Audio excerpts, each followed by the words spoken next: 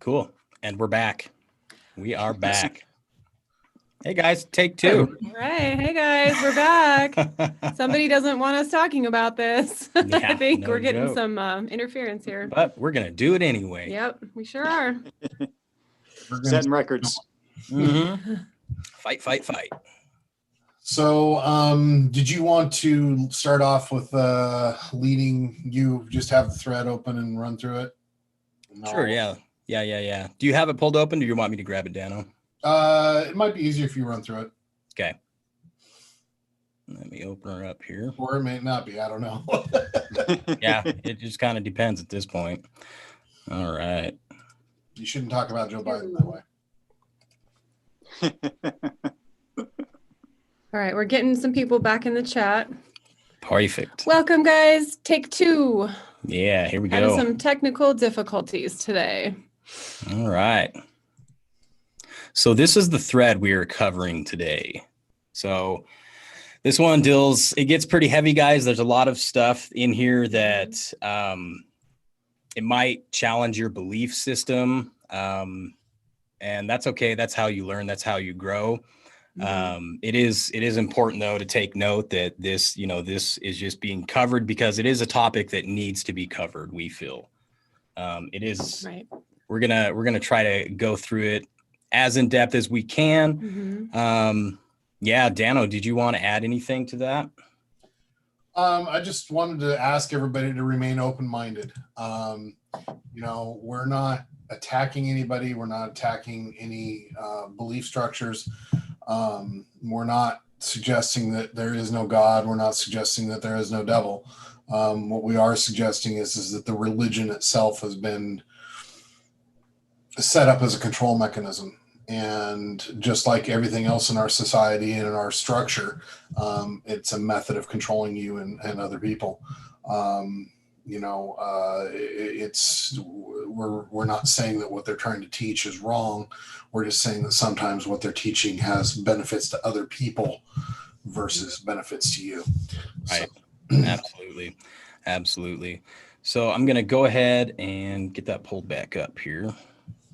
Also, along those lines, anyone who has not yet read Bard's FM interview with Carlo Maria Vigano, definitely want to check out that transcript. It goes into a lot of detail about exactly what's been happening in, he calls it the deep church, which is basically part of the deep state, and just how Catholicism and pretty much everything has been infiltrated by the Chinese Communist Party. And it's really interesting. So we can leave that link for you guys. Yeah, absolutely. All right. So we're going to start off reading this here. Now, do you just want to go through and read the whole thing, Danno, or do you just kind of want to touch and go? I think it'd be best if we actually kind of went through and read everything. It would be, we can obviously take detours and ask, deal with questions as they come up. I think that's probably the best way to handle this. Right. Yep. Okay. Sounds good to me.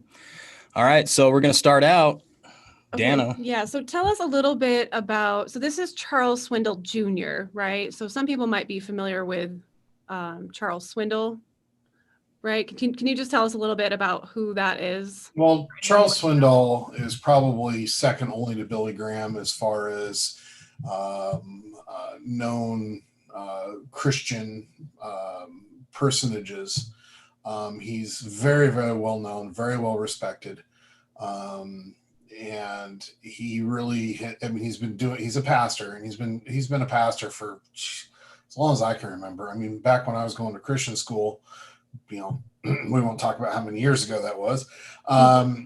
His name came up often as someone that people referenced, and he's been around and been very respected for a lot of time. So this is his son. Now, I'm not saying his son necessarily holds the same belief structures. But what I'm saying is that his son obviously has a very, very, very firm founding and understanding of what we're dealing with here. Right. Okay. He has his dad's background, his dad's knowledge that, he's obviously lived with for a very long time, was taught for a very long time. He may have gone his own way with it, but he has a very firm understanding of everything that's going on. So I think to dismiss it as being, oh, well, it's not Chuck Swindoll, I think that's a little hasty. I'm not saying that he's the definitive authority, the son is, but he's definitely more knowledgeable than a good portion of us. Right. So I think what he has to say is very important. And that's why I kind of took the time to do this, because, this is an important topic that I think a lot of people need to come to grips with. Right. We talk about things 99% of the people put in the hospital if they learn the whole truth. Well, one of those things that potentially could shake everybody to their core is, what if everybody found out that the religion that they've believed in their whole life is not quite what they thought? And that would shake a lot of people to their core. And that's why this is such a very tough topic, and we will try to deal with it as gently as we can. So, Right. Okay. Let me just start right on the first tweet there. First, let me address the elephant in the room. This is not the Charles Swindoll. This video is actually his son, Charles Swindoll Jr., who for all intents and purposes appears to be someone who keeps up with Q and understands the Great Awakening. He is in a very unique place to have his father's huge biblical background at his disposal, but it does appear that he has gone his own way as far as religion itself goes. And I posted a link to his YouTube channel. He's got a lot of very interesting videos in there. So if you ever, want to go look and learn, that's a good place to go. Yeah, and we'll leave this thread down in the description so you guys can go and find all of this later. Now, there's some big stuff to go through. Here's the video in question. Before you watch, make sure you put your rigid belief structures on the shelf, like we've been talking about. This will shake you to the core if you already didn't know this information. Now, if you haven't watched the video, we're going to actually basically cover the video in this. He basically just reads each one of these slides, and each one of these slides breaks down what's going on. But what I did is I took and I expanded upon this and included a lot more information than he was able to in the video.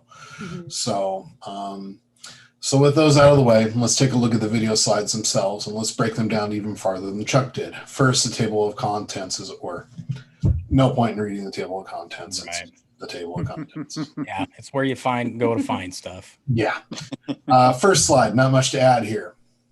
So go ahead and read away. All right, I'm going to zoom this in so everybody can see it really good. Yeah, because I'm not wearing my glasses right now. Okay, the purpose of this essay is threefold and strewn throughout this document. Number one, expose the Luciferian cult, the science and biology behind its human sacrifice rituals, and the psychology which drives them. Number two, expose how Luciferians have influenced the West since the beginning and how that relates to number one. And number three, offer a self-responsible, internally driven response to rid of these parasites and the red herrings they have foisted upon humanity. Now, let me read what I have here. The next slide is where we start to get into some meat. He's touching on the ideas of natural law and nature, red of tooth and claw. I don't know if you've heard that phrase before, but it's a very common phrase. Hunters actually use it a lot. But it's very common because nature is brutal. Nature is extremely harsh. You don't go up and hug a lion in the wild. No. There's video unless you want to win a Darwin Award. Yeah, there's Darwin Award proof of that stuff. Also, the duality that we find in all things: black and white, good and evil, up and down, light and dark, yin and yang. I mean, we could go on for days citing dualities. So, and obviously a nice little lions feasting on a water buffalo picture there, point across. If you're not familiar with the term natural law, it is the law by which all Luciferians live. And it's actually the law by which nature lives. And that's why it's called natural law. I'll touch on it later, but logically it's a very enticing thought process, survival of the fittest, etc. But it's a hugely slippery slope morally, in my opinion. Oh, yeah. Yeah, I would agree with that. So with slide 2, we have Yeah, yeah. Life eats life on this planet. That's the way it works around here. Trees grow greenest at the cemetery. The slowest gazelle is caught first and feeds the lion cub. The forest fire brings forth new growth. The death becoming life reciprocal is one of the most difficult truths to accept in all of nature. We are all natural, conscious creatures, so we are aware both of life and death. We're both, sorry guys. Start over. So we are aware both life and death is within us, yin yang. This raw aspect of ourselves must be accorded, or it will become a source of anxiety, and the mind will become vulnerable to false impressions. This essay is a study of Leviathan, the master of false impressions, and the people who worship it. Yeah, there's a lot there. Wolf, do you want to speak on Leviathan at all? Yeah. Well, actually, I was just listening to something yesterday that was talking about Leviathan in a more modern context where, we were all thinking 2012 with the end of the Mayan calendar and stuff was a big deal. And it kind of came and went like Y2K, and everybody kind of scratched their head and said, oh, well, what's the big deal? There was actually a lot of things that happened in 2012, and the way that it relates to Leviathan is that in some of the secret schools, teachings, the occult belief systems, 2012 was actually the year of the dragon, and its element was water. And so the water dragon year was 2012. And one of the things that was brought about that year was the World Religion Council. And so there was I do remember that.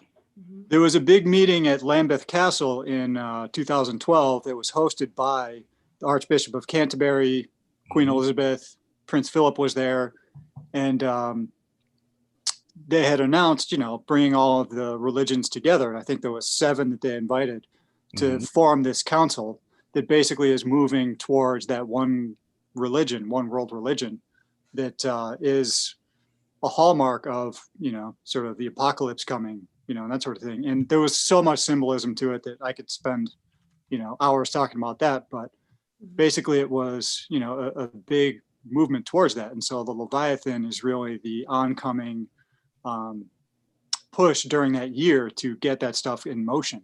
Right. So, from that modern perspective, I found that really interesting. And I just learned that yesterday. So, wow. Awesome.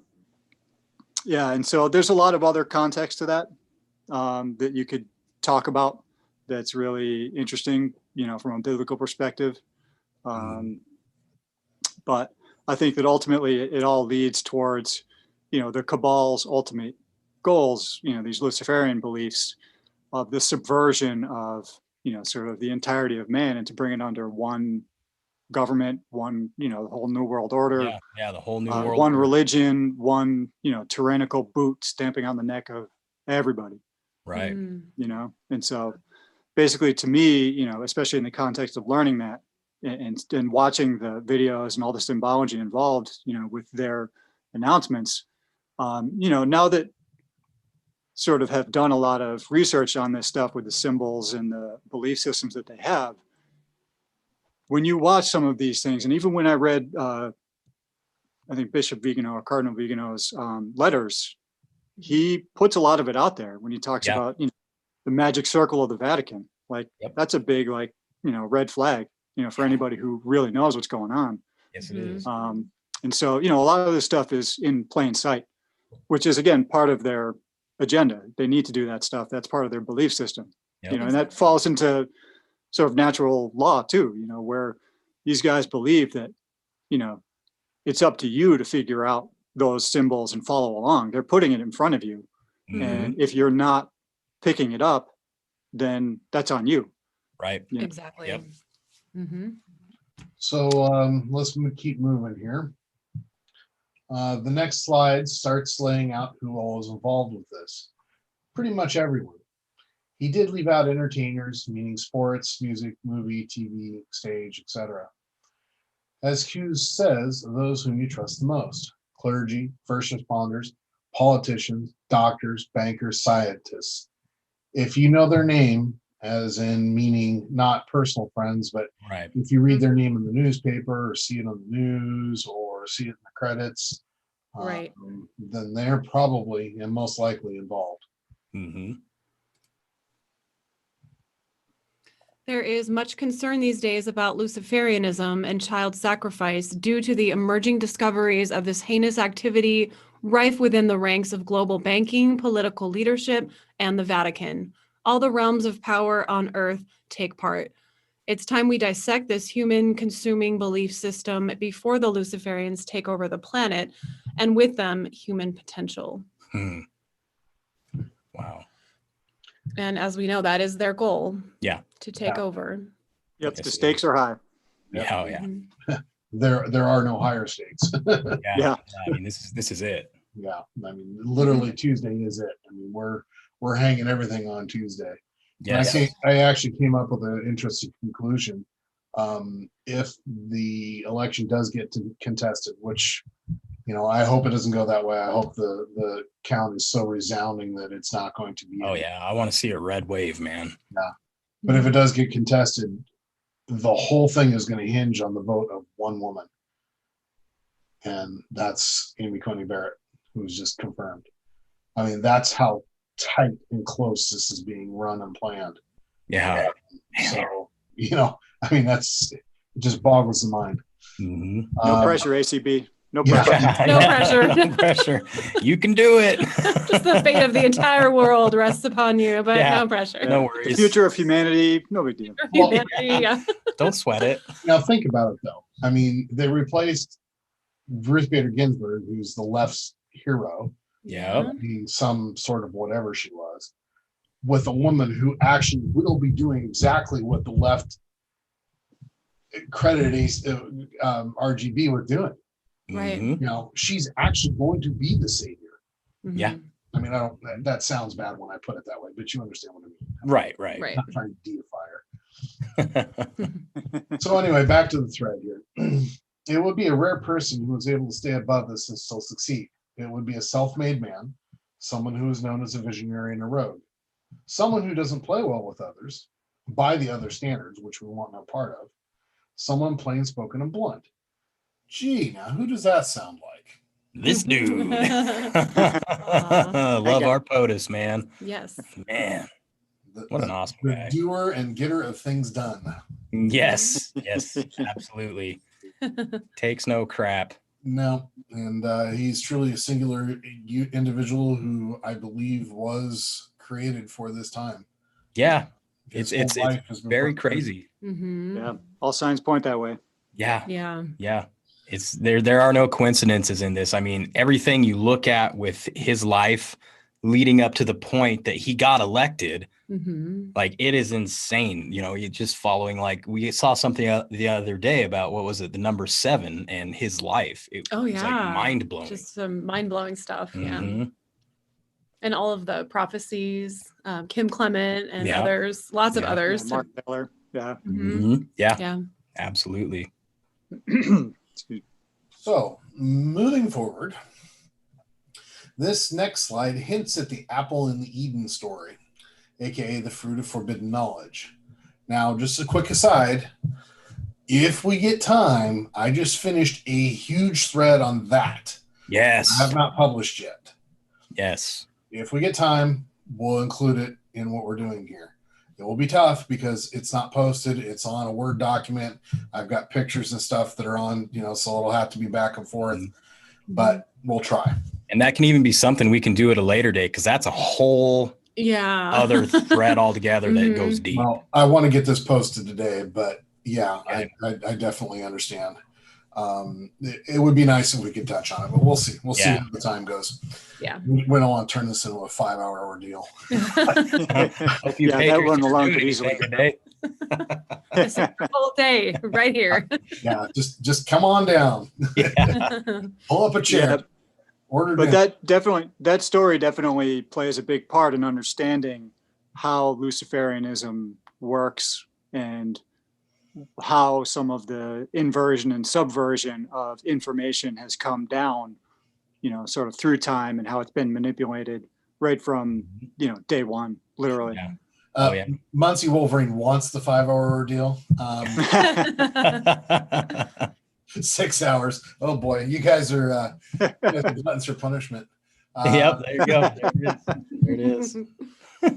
Well, my bladder could not handle that. Sorry. We'd have to take intermission. Yeah. Yeah, right. Okay. So anyway, moving on, the next slide hints that the apple in the Eden story, aka the fruit of forbidden knowledge, it is a metaphor for something else. Is it something literal or something physical or something emotional? I have heard two different versions of the Luciferian garden story. So slide 4, we've got, ask yourself, was it really a fruit Adam and Eve ate that day in Eden? Or is the story referencing something much deeper in the human psyche? Further, is the version of Eden taught to you the actual story, or is it a red herring? The Luciferians have their version of Eden, and I've never heard it put exactly like I do, because I have not heard or read a person yet who has connected the dots like I have. So maybe my thoughts about this stuff will act as a serendipitous, disenchanting agent for our planetary plight. I'll say this, hearing the Luciferian version of Eden for me was in fact an experience of Satori. It clarified their lies, it connected the dots, and most importantly, it helped me explain their extremely anti-human motivations and behaviors throughout history and even today.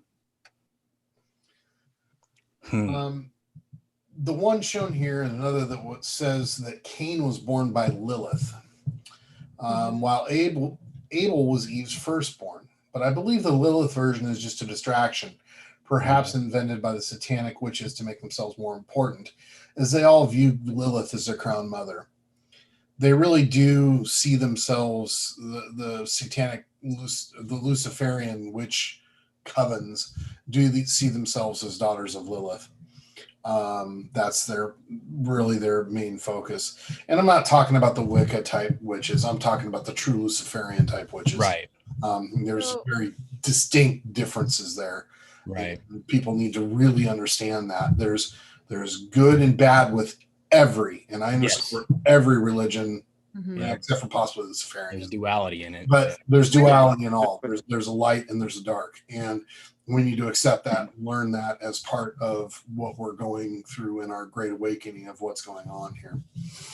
So Joel, can you tell us a little bit about Lilith? Where is she purported to have come from? Where is she? The story I heard about Lilith, and I believe this comes from the Book of Enoch, if I'm not mistaken, that Lilith was created and as Adam's first wife, if I'm not mistaken. Is that correct, Damon? That is correct. Right. And she wasn't really super faithful to Adam. She'd always leave him alone, and he was still sad. And then we get Eve. Okay. I find it kind of amusing that Lilith is always shown with dark hair and Eve is always shown with blonde hair. Right. Just kind of like the Smurfs, right? Right. Now, Gilligan's Island, Yeah. Now, if I'm remembering correctly, wasn't Lilith half serpentine and could fly? I mean, it's very crazy. That's partially why that everybody believes that she was of the devil's seed.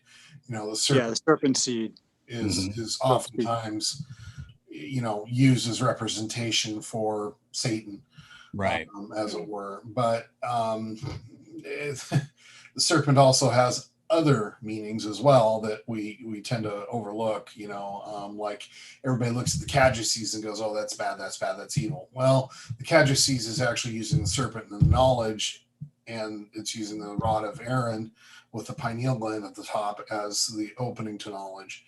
And so there's, again, good and evil. You have to be able to discern between the two. You can't just flatly state all things are bad because they have this symbol.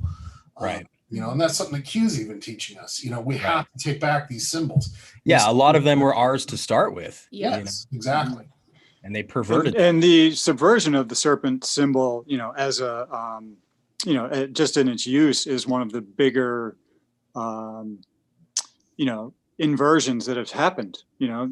Initially, without getting into too long of an explanation, but initially that idea of the serpent and the brotherhood of the snake was a positive thing. It was the genesis of all of the sort of Gnostic teachings, the Hermetic teachings, so the representation of the snake has been inverted to become an evil thing. When you look at, like Danno said, the caduceus and the staff of Asclepius, I think, that represents, medicine, healing, positivity. It's one of the things, and knowledge ultimately, it's one of the things that's really been pretty heinously overtaken with this inversion ideology. And so people automatically sort of think of the snake as, it's just evil and toss it aside and don't want anything to do with it. But even something like the idea of Kundalini, gets a bad rap. And the twin snakes of Kundalini are a representation of a very fundamental and necessary aspect of our health and well-being, right? In our Like spirit. raising the chrism. Yeah.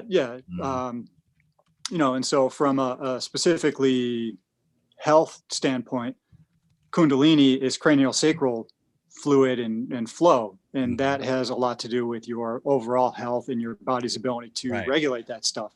And so, to say that the snake is evil really separates people from a very important part of what is actually good about us and how we are at our best, so just something to keep in mind. Yeah, absolutely. Yeah, it's amazing how many of the old symbols were actually directly metaphorical or allegorical about, human body functions, human, deeper consciousness functions, things like that. Yeah. Anyway, the next slide touches on one of the hardest things for people to potentially digest. This is the oldest religion in the world, period. It truly goes back to the beginning. Luciferians have run the world since organized human history began. They have been steering and shaping the planetary cultural vector since long before the United States, Rome, or even the Egyptians. This cult goes way back. It is also known as the Old Religion. They have maintained direct contact with a fourth dimensional being known as Lucifer for thousands of years. Lucifer is a parasitic, genderless phantasmagoria. It has been anthropomorphized into human recognizable forms and names throughout time and all over the world. It and a legion of other fourth dimensional beings like it have been pilfering the human race since the beginning. Luciferians communicate directly with Lucifer through the ritual practice of child sacrifice. This practice to evoke and convene with Leviathan originated in the cult of Baal.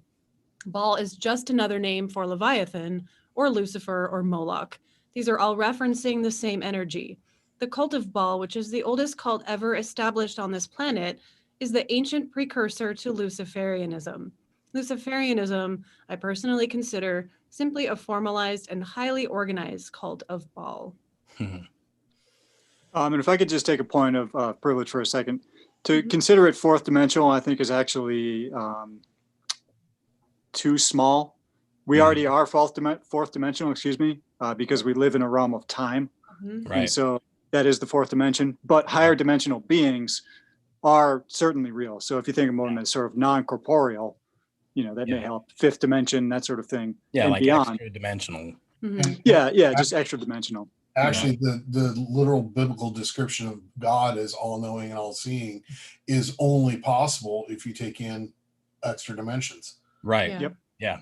It's literally describing God as being a fifth or sixth dimensional being. Yes. There's no other way. And that's also part of the leverage that's used to keep people who follow natural law and Luciferianism sort of in line, in that they have the idea of God being that all-encompassing sort of totality of dimensions and experience. And so it's so vast and so big, it doesn't care about you, the singular being.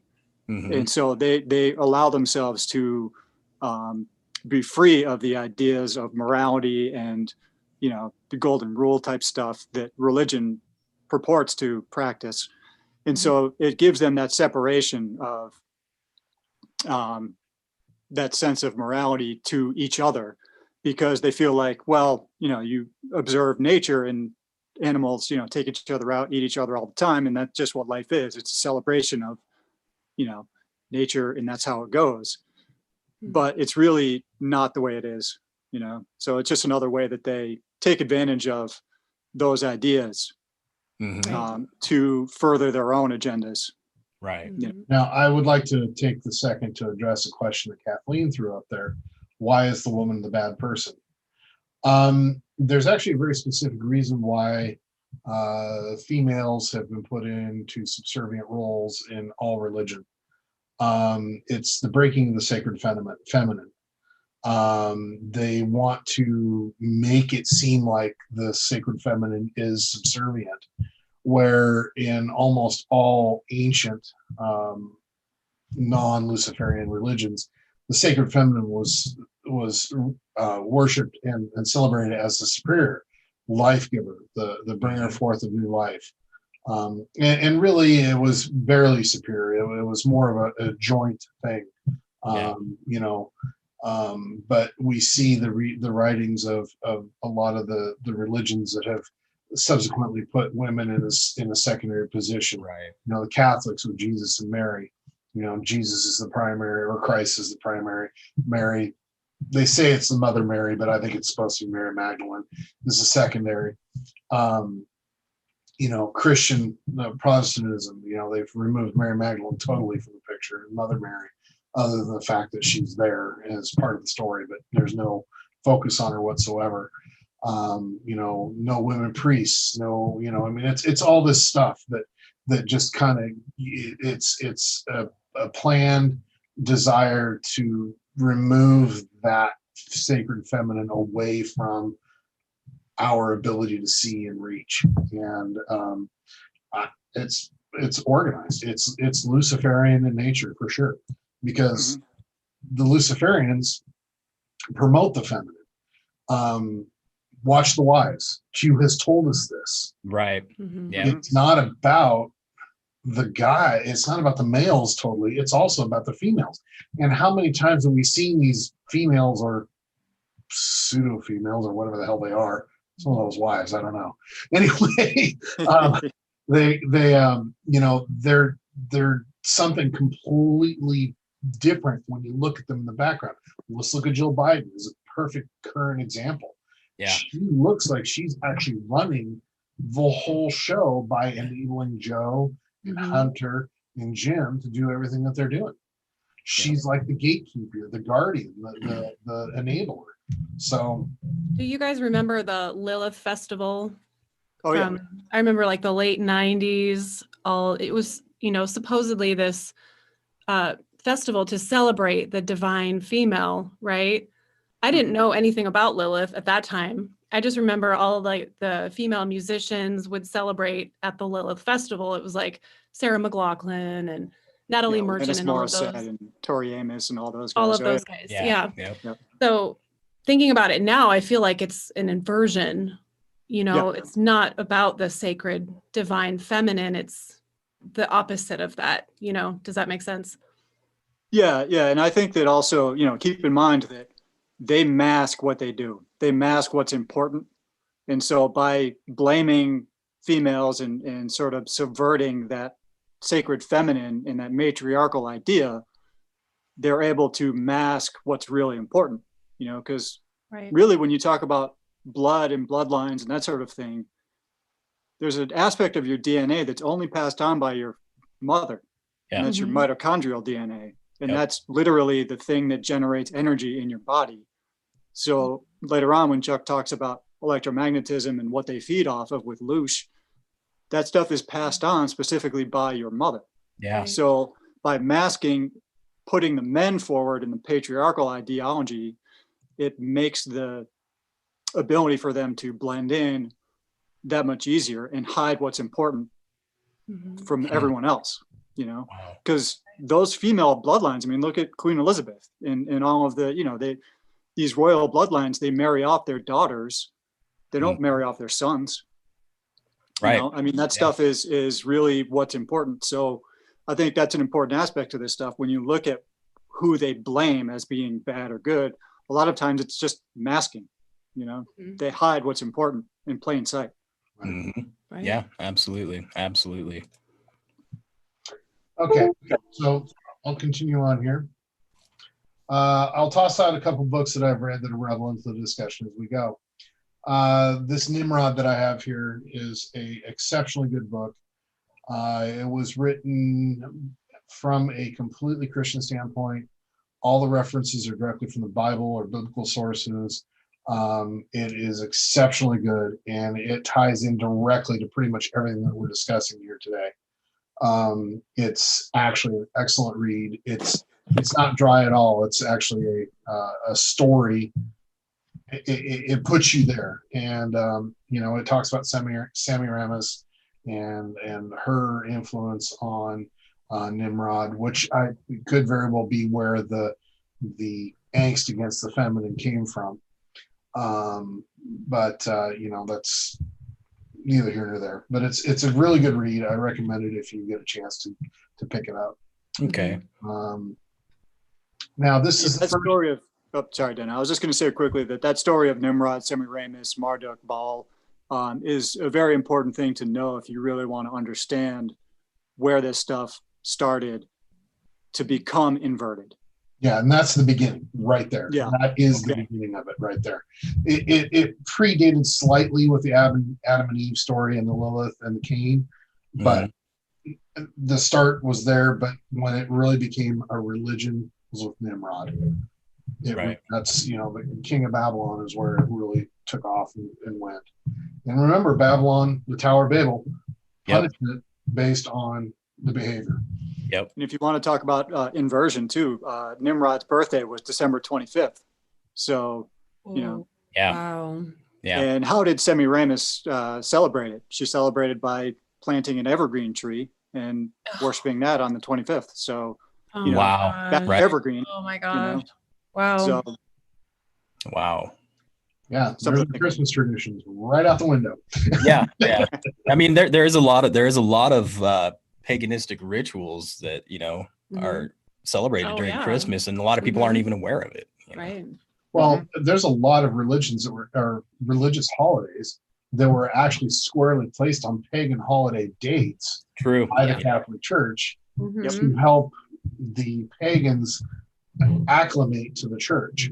So Christmas is one, Easter is actually another. Easter, there's and those are the two biggest holidays in the Christian calendar. Right. So I mean, anyway, so this is the first mention of Lucifer as a fourth dimensional being. I agree with Damon. We should probably call that fifth dimensional. Right. Because transdimensional. Well, it all works to be specific. We'll call God sixth dimensional, Lucifer fifth dimensional. We're merely fourth dimensional. Fair enough. In the past couple of years, I've heard this espoused specifically about demons, but in many ways it makes sense. Hey, I kind of hit this early. In order for God to be as powerful he is given credit for, all-seeing and all-knowing, it would take a being of higher dimensional order to achieve that, given the laws governing our universe. And then an article to, creatures among us in parallel dimensions. Right. Here's a little thing that I cut out and highlighted. Instead, they were beings from other dimensions, ultra-terrestrials, not extraterrestrials, ultra-terrestrials. Keel theorized that these beings could shapeshift to look like anything, and attributed them to stories of demons, monsters, angels, ogres, and changelings. He thought these ultra-terrestrials likely had a sense of right and wrong, and that they were capable of manipulating mankind. That sounds similar to anything else that we've dealt with. Right.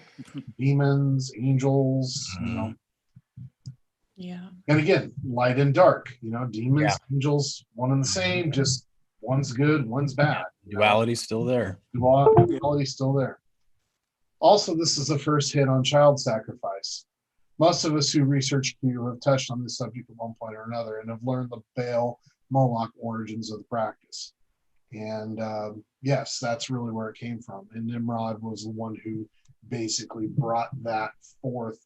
I believe it was Marduk at that time. Yep. Marduk was the original, and then it went to Baal and then Moloch.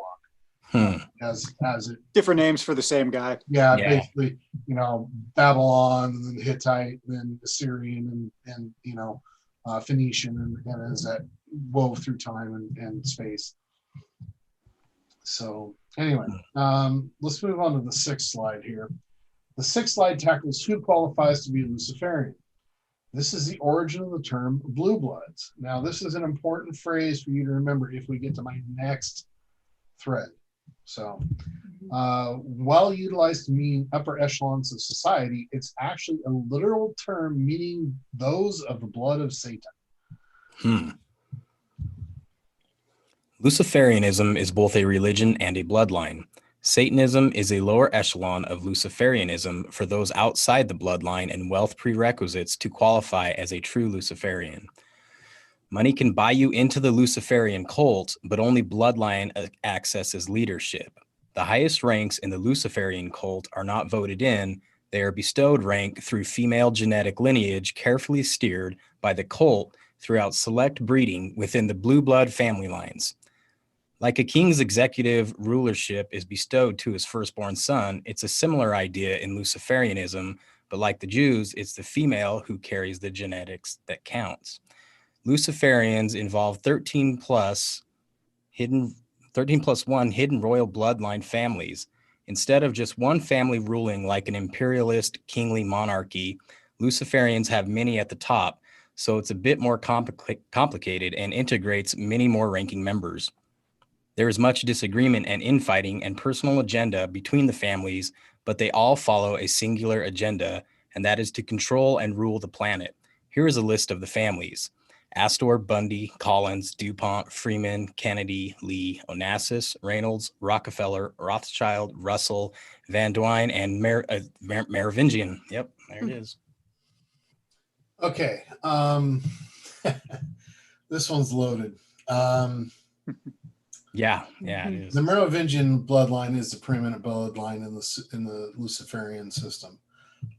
Funny enough, the Merovingian bloodline is also the bloodline that they have tried to put forth as being Christ's bloodline.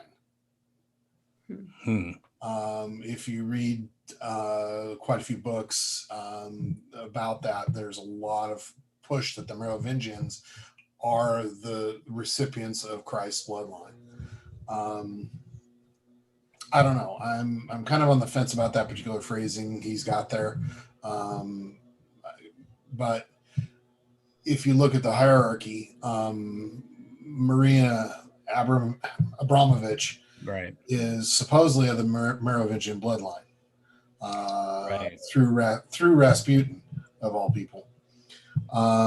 So she technically outranks Bill Clinton, who is only a Rockefeller.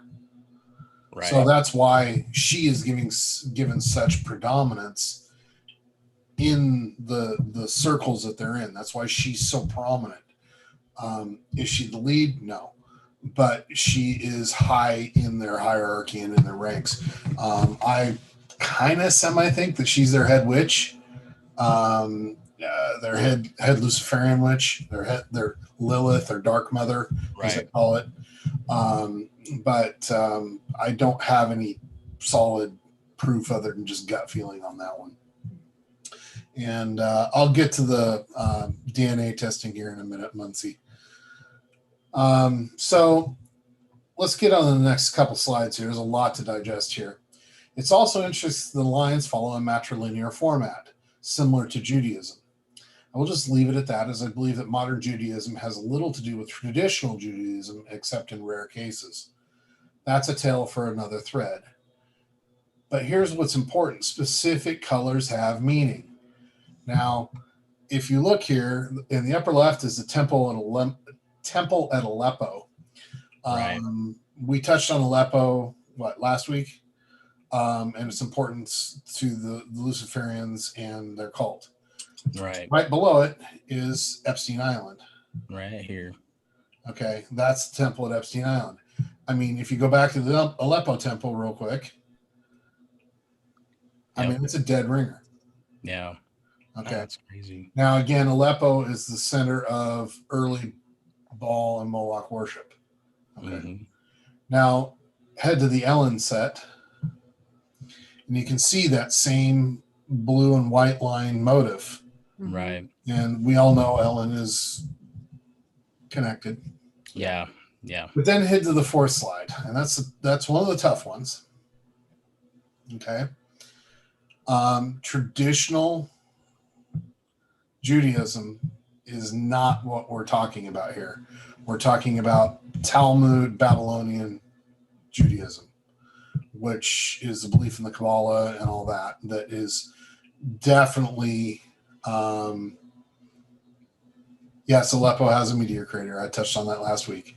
But yes, the Babylonian Talmud is the Kabbalic religion and something else. If you would toss me control for just a second, I have something else I want to show people. Yeah, absolutely. Yeah, and just to let you know that the colors there, the white and the blue, is another representation of dualism, where the white is actually God's mercy and the blue is God's, what they call gavera, which means severity.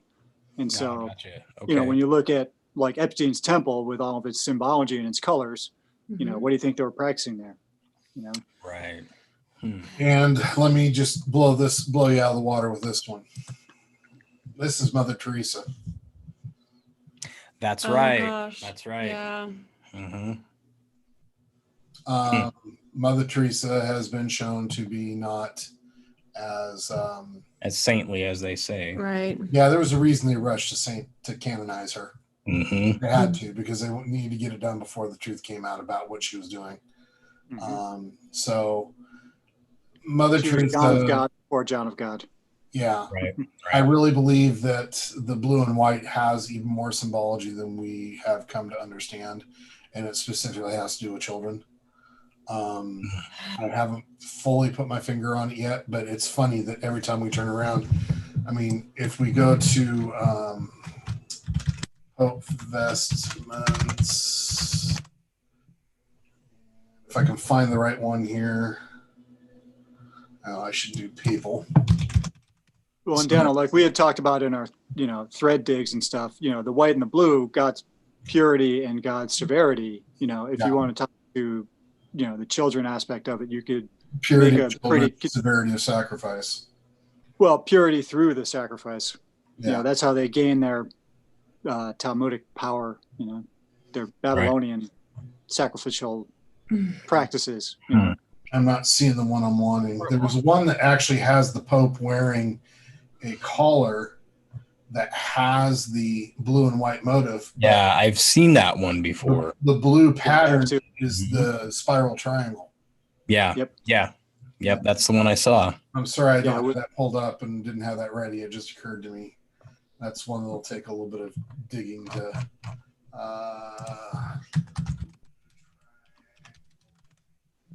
Oops. There it is. There it is. They don't. Well, this one's not blue, but you can see the triangle here. Oh, there it is. Right. Yeah. Right there. Yeah. There it is. Yep. So we all know what that means. We know what that means. Yeah. Again, there's that blue and white in relationship to the children. So, okay, I will give it back to you. All righty. Now to the bloodlines. I put a link to the Fritz Springmeier Bloodlines of the Illuminati, so you can download it yourselves. It's a tough read. I've tried to get through it a couple times, and I just like there's a phrase I like, a word I like to use for that kind of stuff: stultifying. Wait, what was that word again? Stultifying. It puts you to sleep. You're just like heavy stuff then. Yeah, it's a little dry. Gotcha. Yeah, a bit. Yeah, I'm only about halfway through it, and stultifying is an apt description. And yes, it's a CIA link, and the CIA link actually is for a group of books that were found in Osama bin Laden's hideout. Why the hell would Osama bin Laden have a book on the Illuminati bloodlines? Right. Why would he need that? So anyway, the reason I gave it is because this is a book worth hanging on to and having. Go ahead and download it, use it for further reference. So I think we're on to slide number 7. If you get through it, let us know how it ends. Right. All right. The Merovingian line is the most secretive of all the Luciferian families. They wield the most power as they carry the purest satanic genetic. I'll refer back to that throughout the slideshow. The popular artist Marina Abramovich claims to be from the Merovingian bloodline. In fact, she outranks Bill Clinton, who is actually a Rockefeller. Names are changed in Luciferianism to hide the true identities of the individuals, or virtually every name in U.S. Congress would be one of those 14 families. And it would be obvious a coup has been pilfering the USA since its inception. More information on the families can be found in a 1995 PDF by Fritz Springmeier. That's the one we were just talking about. Luciferians trace their bloodlines back all the way past the, how do we say that word? Amalekites? Yeah? Sounds good. Who practiced in these same cannibalistic, human sacrificing rituals. Bloodlines are desperately important to these people because the blood carries Lucifer's energy. They must keep the genetic pure from us normies who are not from the blue bloodline of Satan. Understand these child murdering cultists believe they are direct descendants of the bloodline of Cain, as in the book of Genesis, Cain and Abel, the twin sons of Eve. As we all know, Cain murdered Abel. Whew. Wow. Yeah, there's a lot there, isn't there? Yes, there is. Yes, there is. Okay. Now, I got a paragraph cropped out of the introduction of Springmeier's book. It should set the stone. Wow. Set the tone for the rest of what you're about to discover. I do not fear the Illuminati taking over this country and doing away with the Constitution, because they took over this country long ago. They control the major and minor political parties. They control the process of government. They control the process of information flow. They control the process of creating money. And finally, they control Christendom. However, God controls the hearts of his people. Now, that last half of that sentence, finally they control Christendom, however God controls the hearts of his people, is directly at the heart of everything that we're talking about here today. Okay. They might control the church, right, but they don't control your interaction with God. Exactly. And that's like the biggest thing, you know, to be able to take away from this. Yeah, that's the distinction that people have to learn to make.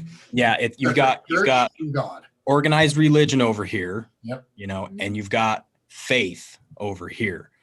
I mean, and it really seems like a lot of organized religions, to a huge degree, try to they talk about having faith, but it's almost like they try to beat it out of you, you know, in a way that you are under their control.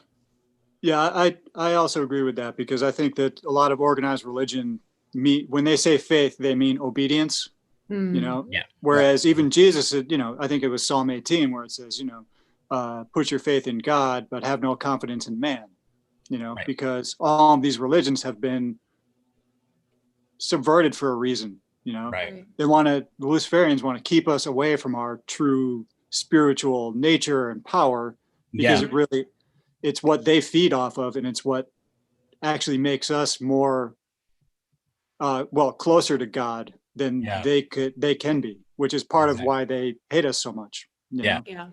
Because we do all have that access, that divine connection to God, you know. God, source, whatever you want to refer to it as. So very important distinction. Now moving on here, this next slide is kind of where I've got 3 or 4 slides in a row here where I just discussed things. So let's just blow through them. The Merovingian bloodline is perhaps the most interesting, as some claim that it is Jesus' bloodline directly. Others think that these claims were set up to obfuscate the truth of the bloodline's satanic origins. Either way, to the Luciferians, this is the most sacred bloodline. Doesn't matter what we believe, it matters what they believe. Right. And that's the bottom line here. Our belief structure doesn't necessarily matter too much. Their belief structure is what's key. So we have to keep that in mind moving forward. And I'm sorry, Tanya, today is going to be tough. We tried to tell you guys this. It is not an easy one. We're not discussing stuff that does not have evidence, that we cannot go. I mean, we can go and get all this information and dig it up and show you the proofs or the known linkages. If we were to do that, a thread would be 500 tweets long, and we can't always do that. So sometimes we have to just say it hopefully that you've done some of the homework yourself by following Q and following some of the Chan posts and some of the other people who have gone there before. If you haven't heard this before and this is all new to you, I apologize. It's gonna be shocking. So Yeah, it's pretty heavy.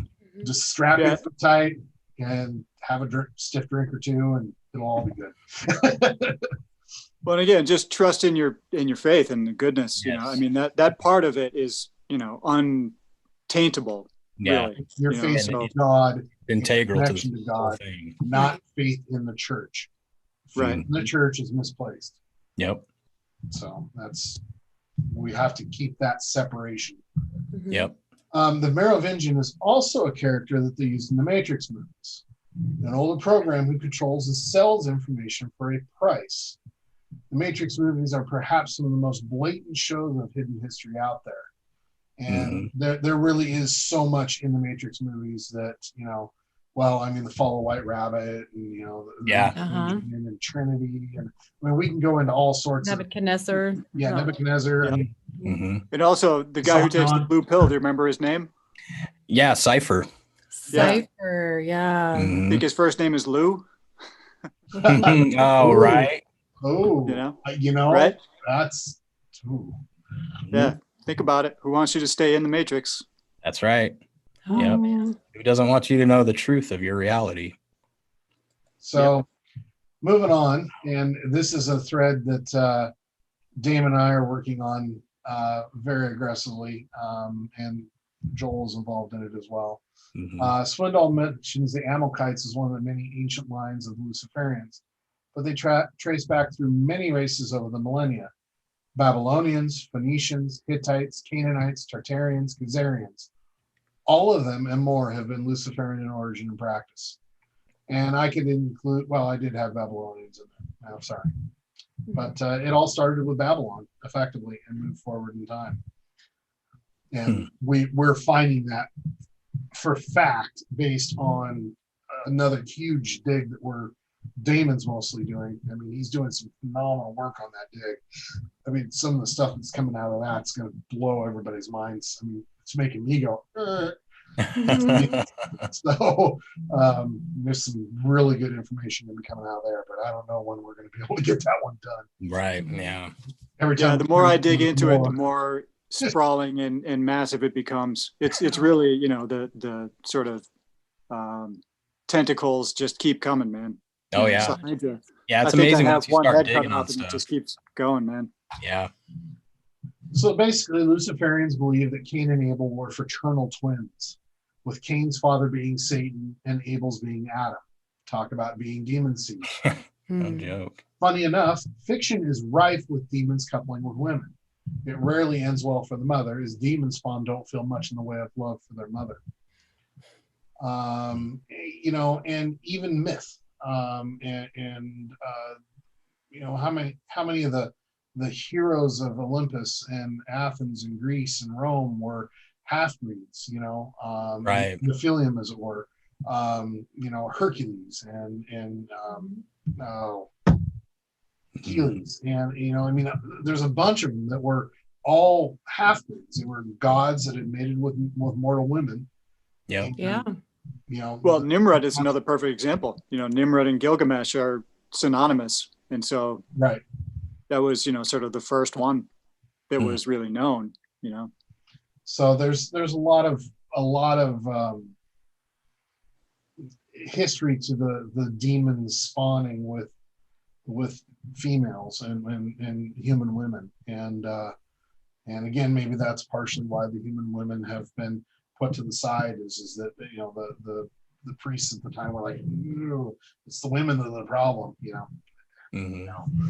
But anyway, the next one is pretty easy to illustrate, but I'll do it in a different way. Back in 2011 or so, a supposed mysterious Rothschild jumped on the Godlike Productions discussion board and opened up an open Q&A. Whoops, we missed slide 8. Sorry, let's scroll. Oh yeah, we did, didn't we? Let's if I remember right, it's down here though, isn't it? There's one more down. There you go. Yeah, so let's go ahead and read that one. All right. Was this yours or is mine? yours, I This is think. mine. Okay.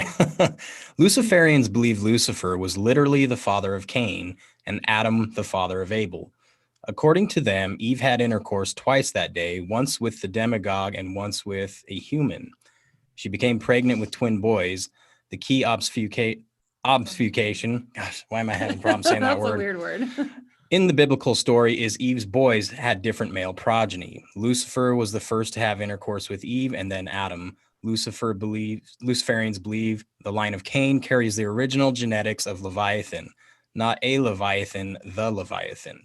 They believe physical sex is essential as physical action carries with it life energies and motivations captured within the DNA, just like consciousness. The sine qua non of human biology.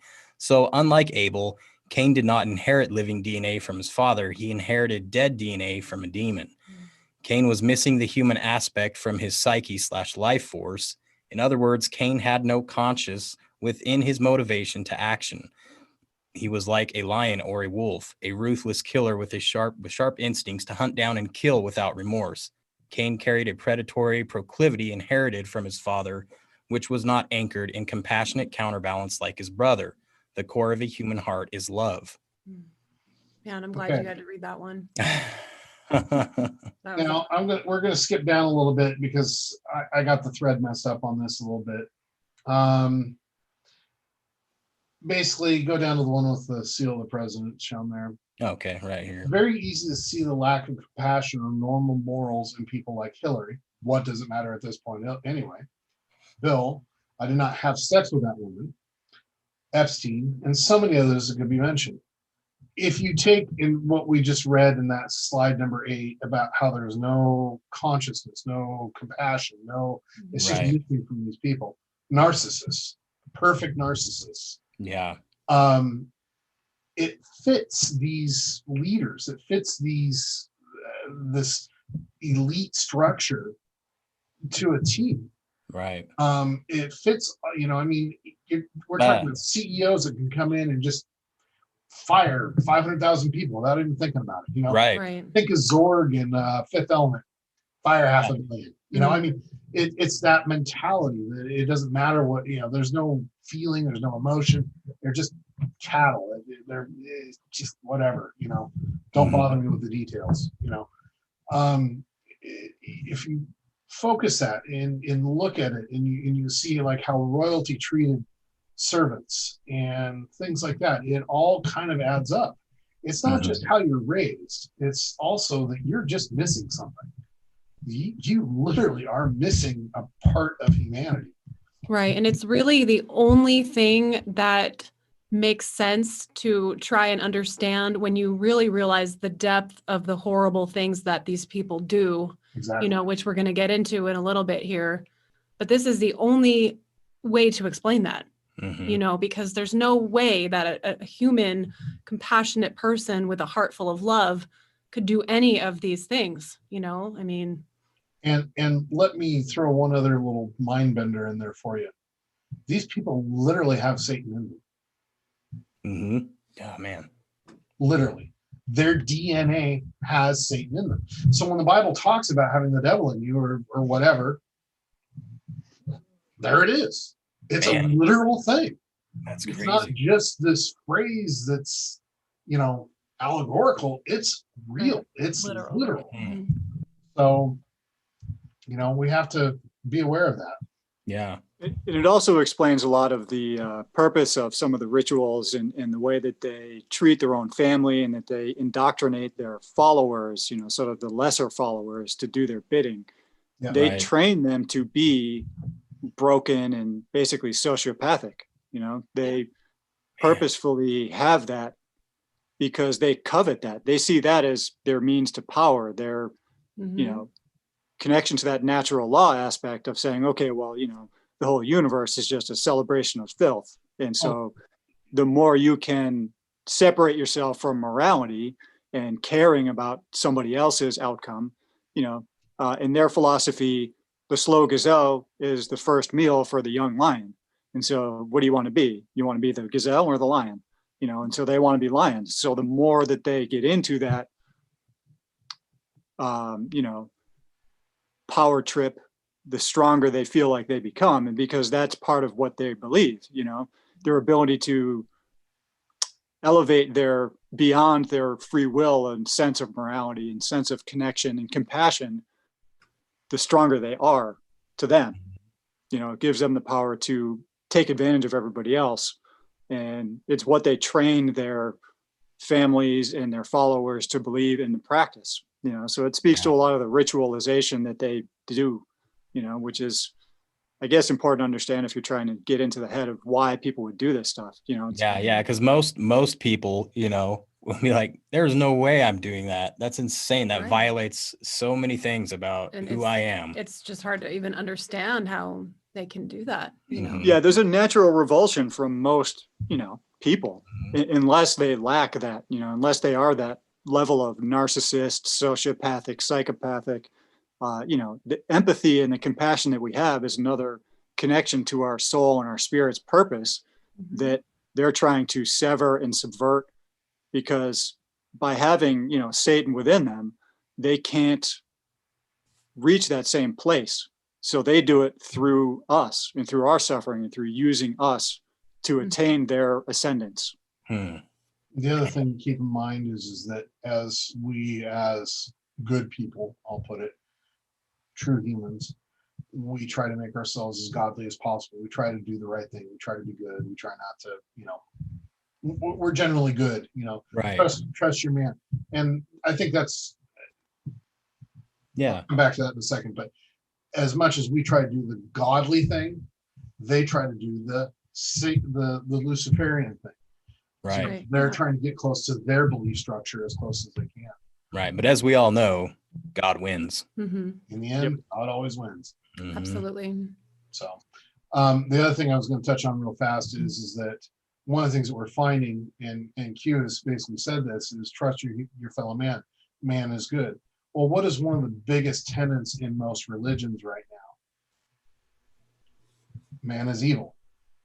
Right. Fallen, sinful. We're all fallen. We're all sinners. That right there is an indication of the schism that we're talking about.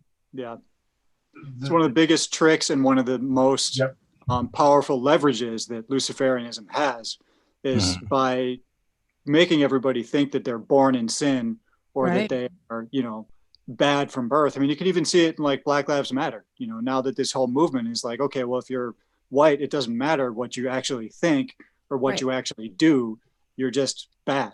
Right. And so if people already start off thinking that they're bad, it gives them the leverage because it makes people feel that way and therefore seek out guidance and sources of power and empowerment that lead them to dark places where they can be used more easily and efficiently, Yeah. Definitely a huge control mechanism. Yeah. And it also creates more of that loosh, like we haven't really gotten does. into that a whole lot, but that's another way of creating that is to make us feel guilty and to make us feel like we are bad. Being honest, you can't help what skin color you are when you're born. That's not your choice, Yeah, correct. I mean, Martin Luther King had it right. I mean, it's the content of your character, not the color of your skin. Exactly. So it's really, it makes no difference what color you are. Well, what they've effectively done is they've actually changed the entire definition of what it means to be a racist. Yep. And Very so, much so. Yeah, being racist is not about what you do; it's about what you are. right. And, you can't control what you are because that's what you are. Right. What you do is everything, and it's all about choice and action. And it, they're taking that personal responsibility part of it away and making it about something that it isn't. So yeah, so that you buy into that ideology before you even know. What I mean? Before you have the ability to think it through and say, wait a second, Yeah. You go, oh, I guess I'm just bad in my white privilege or whatever. Right. So, bad I was born in sin. So, I mean, granted, we all are, we have human nature and it's fallible. I mean, that's a given, but that doesn't mean everybody who's made mistakes is bad, because the point is to make a mistake, learn from it, grow from it. Yes, exactly. Yep. So that was a very deep aside, a good one. You're welcome. Let's roll back up a couple tweets to slide 9. There we are. Okay. This next one is pretty easy to illustrate, but I will do it in a different way. Back in 2011 or so, a supposed mysterious Rothschild jumped on the Godlike Productions discussion board and opened up an open Q&A. Go ahead and read 9 here. Luciferians do not foster the compassionate aspect as love is absent from Leviathan's DNA. Satan is not human, so its seed did not offer natural human DNA to match Eve. This is why they foster a bloodthirsty, deceiving, sadistic characteristic of themselves. Humanness, the compassionate aspect, is abused out of them and replaced with deception. They identify with Satan through lack of compassion, lack of humanness, playing deceptions upon the world. They take pride in this. The murdering, death-craving, controlling attitude of Cain is regarded as the supreme motivation to action, not love, not compassion. The more greed, the better. The more lies, the better. The more pain, the better. The more sacrifices, the more power inherited. They believe Lucifer's blood flows through them, so demonic qualities are to be nurtured. And that just goes along with what we were just talking about. That fits in exactly with what we were just saying. Yeah. Now, reading this now and looking back leads me to believe that there was definitely a high Luciferian. If you scroll down below 8 there. Okay, there you go. And then take the time to read quite a ways into it, as there are some real gems in there, including references to natural law. But also, how they are erased is addressed pretty well over a few posts. It's eye-opening, to say the least. Archive is an archive link back to this Q&A on GLP. I think it was back in 2010 or 2008 or something. It was quite a while ago. Yeah, something like that. It's not even on GLP anymore. I'm actually surprised I found it. I was shocked that it was still out there. It's the arrogance is astounding from the person that's doing the asking or doing the Q&A. You just have to read it, and I don't say things like that lightly, because I'm asking people to do this because this helps your education, this helps you learn, helps expand your portfolio of knowledge. And there's things that I can't communicate that are contained in these that you can only pick up by reading it and getting a sense of the feel of the situation, the conversation, things like that. So when I'm asking people to do this, I'm serious. I really want you to do it, because I think it will help you understand even more what we're talking about here. Right. It's a critical portion of what we're discussing. Yeah, and I can strongly second that. Dan shared that with me a while ago, and I read through it, and it is, very, I don't know if it's Rothschild who's actually writing it, but whoever is doing the Q&A certainly has some deeper esoteric gnosis that they're working from, and has a level of, arrogance and, almost like he's talking to a toddler and kind of like laughing about how stupid everybody is because they can't even think of the right question, And so, yeah, it's a very, if you read it with sort of that mindset of trying to understand that where they come from, it's very enlightening. Yeah. Gotcha. So back to our thread here. Scroll down just a little bit. Yeah. I just had the same reaction, Kerry. My eyes are burning. I picked that one specifically because it was so perfect. I bulgy eyes and all. He always looks that way. I don't know. I can't say anything because without my glasses, my eyes kind of do the same thing. So, Daniel, don't even do that to yourself, man. No, don't do it. I've got more fat to pudge it up, so it's not quite so obvious. Oh man. God. Lying is as natural to them as breathing. Whatever it takes to get to your goals, it doesn't matter. The ends justify the means. That's what these people live by. That's what they're going for. That's their aim. They don't care about what happens to anybody else as long as they can get to their end goal. If they happen to get caught, they can lie their way out of it. I mean, Bill Clinton, I did not have sex with that woman. I mean, and sorry for some of you that aren't old enough to know that. Go look up the Monica Lewinsky thing. Yeah. He even was bold enough to question what the meaning of is. Yeah. It depends on what your man. definition of is. Yeah. It was like, really? Yeah, Hillary. What does that even mean? We have always wondered how the politicians can get up and bald-faced lie to us regularly and not even seem to care about the fact. Well, now you know how. It's about becoming a better demon. Mhm. And really, that's what they're trying to do. They're trying to emulate demons.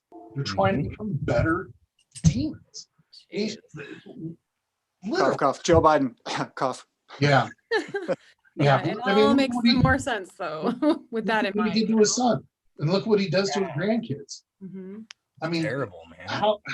I mean, normal thinking parents are like aghast at the behavior, but if you look at it from this perspective, it starts to make sense. As I knock my water all over the place, talking with my hands too much. Yeah, I do that kind of stuff all the time, Danno. Yeah. You're in good company here. Another good example that comes to mind is Vanderbilt and Anderson Cooper. Yeah, and Right. Cooper's brother. Yeah. You mean Kathy Griffin? But that one I'm not sure about, but boy, it sure does. It's weird when you get a side by side of those two. Oh, and if you also consider Kathy Griffin's relationship with both Cooper and Gloria Vanderbilt, she was close to both of them, very close. Yep. Weird. How? She's a nobody. So anyway, That's right. the next slide is some clarification of the structure of their belief in the godhood. Notice that they do believe in God. They just believe he is such an unreachable force that they don't bother. And settle for the lesser. Lucifer is the most potent entity available. Now, again, this gets back to the sixth and fifth dimension stuff. Reach for the stars, get the moon, good enough. And that's kind of where they're at with it. They think that God, they believe in God. They absolutely believe in God. Right. They believe that he is so grand and so big, and they call him the creator, that he's just unreachable. He doesn't care what happens in our little piddly thing going on down here.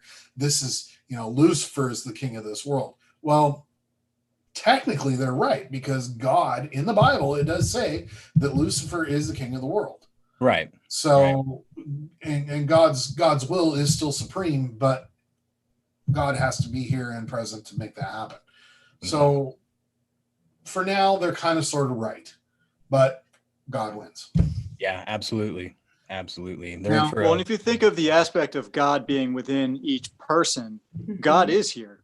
Yes, but the absolutely. subversion happens that, Lucifer being the king of the world, is more of the sort of corporeal aspect of controlling what happens, the day-to-day stuff.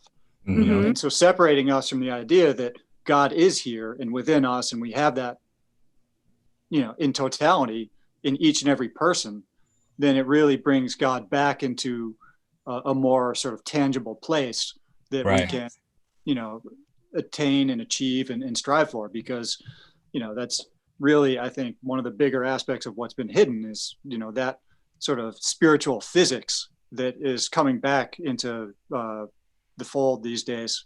Right. Yeah. Moving on to the next one. And now this is something that's, again, going to be something that's a little too difficult for people to accept, because we have been crammed full of bad.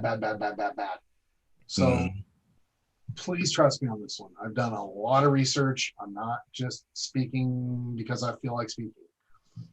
Now, the phrase, do as thou wilt shall be the whole of the law, was brought forth in modern times by Aleister Crowley's perversion of Wicca called Thelema.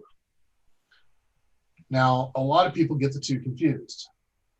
Wicca is not Thelema. Thelema is not Wicca.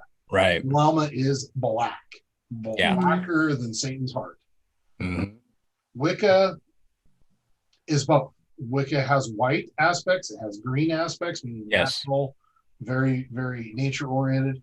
And there are some darker aspects as well. But most Wiccans stay way the heck away from that, because they do. Yes.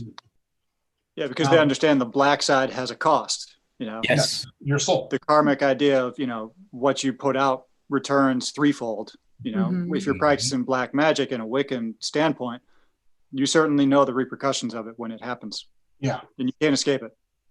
So if we look at the difference, Wicca operate on the line, and ye harm none, do as you will. Now, understand the difference between those two lines. The first one is, doesn't matter, just do whatever you want because you have the power, you're able. The second one is, as long as you're not hurting anybody or anything, then do as you will. That's a very, very important distinction. It's a huge distinction because one is meaning you're having to give consideration to thought to what your actions might do to somebody else. The other one is who the hell cares? Do what you want. Right. Yeah. Very different. Yeah. Yeah. There's that duality again. Completely different thought processes. And people need to understand this and not just throw out the baby with the bathwater. Wicca is not necessarily all evil. I'm not saying it's the right answer. I'm not going to go there. That's not my place to say. But I'm saying that just arbitrarily labeling Wicca as evil is very wrong. Right. Exactly. It's just like saying Hinduism is evil or Buddhism is evil or Catholicism or Lutheranism. Yeah, let's be careful what we say about that. Oh, because of LU, you know. So you just have to be careful about what, you know. It's very easy to paint with a broad brush. This is not broad brush material. This is fine needlepoint brush work that we need to be careful of what we say, how we do, you know, and saying all Wicca is bad is just as bad as saying all Jews are bad, because the Khazarian and Zionist in Kabbalah group is the bad side. So, you know, you can't do both. Yeah. I mean, you can't have it both ways. You gotta keep everybody separate. There's black and white and all. So, anyway. Right. And with so many other things, it's the intent of the practitioner. Yes. That is 100%. Yes. Yep. Absolutely. Yeah. And, you know, I think that an easy distinction is, you know, if you think about it from a modern standpoint with quantum mechanics and things like that, you know, entrainment and intention is everything when it comes to the outcome of what you observe and what your intention for that is. And so, you know, right there in the Wiccan, you know, they're expressing that, like I said, that karmic idea of your intention is what is the most important part. And Luciferianism works very hard to separate that sense of there's going to be some comeuppance if you do some evil stuff. You know, they try and say, just do whatever because there's no consequence. And that's when it gets really dangerous. Right. You know, people who just think they do whatever and it's, you know, well, no quantum big deal. physics is also showing that, you know, I don't know if any of you read the book, The Secret. Yes, we have. Yep. And watched the movie. I haven't seen the movie. Twice. I've read the book. It's back there somewhere. Anyway, quantum physics is actually showing us that our thoughts have a direct impact on the universe. Our thoughts have a direct impact on matter. So yes, thoughts create matter. Thoughts create matter. Prayer works. Those positive vibes go out and actually do something. That's why Q keeps saying pray, because it makes a big difference. That carries weight. And the more people that do that with the right intentions, the bigger the outcome is going to be. We're manifesting something amazing. Exactly. Yeah. And there's tons of scientific research when people gather and pray with a similar intention at similar times. That's right. That's right. For certain outcomes, you know, you get together in Tibet and pray, you know, 1,000 people pray and, you know, all of a sudden that day, you know, for that time, crime around the world drops by, you know, a percentage, you know, a measurable outcome occurs.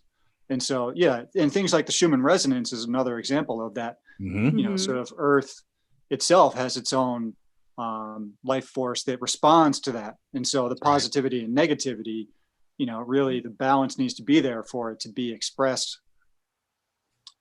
one way or the other. And so by trying to tilt, you know, the field or the table towards light or dark will manifest more of that outcome. Yep. Right. The problem I have with The Secret is that they turn it into a very materialistic, you know, I mean, to focus on the material things that you want, the money, the wealth, you know, all of these things. Versus well-being. Exactly. And happiness, joy, like Right. Oh yeah, you just get some. It's kind of like Back to the Future. Like, oh yeah, hey, we changed the future, and guess what? Now I'm happy because I have money. I have a truck. Right. My parents are successful. Exactly. It's like, no, man. Yeah.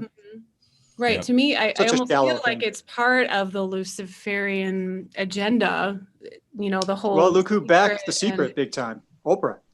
Oh, yeah, she was big on that. So exactly. and guys like Jim Carrey were on there talking about, oh yeah, I wrote myself a check for $10 million, and guess what? Right. A year later, I signed a movie deal for $10 million.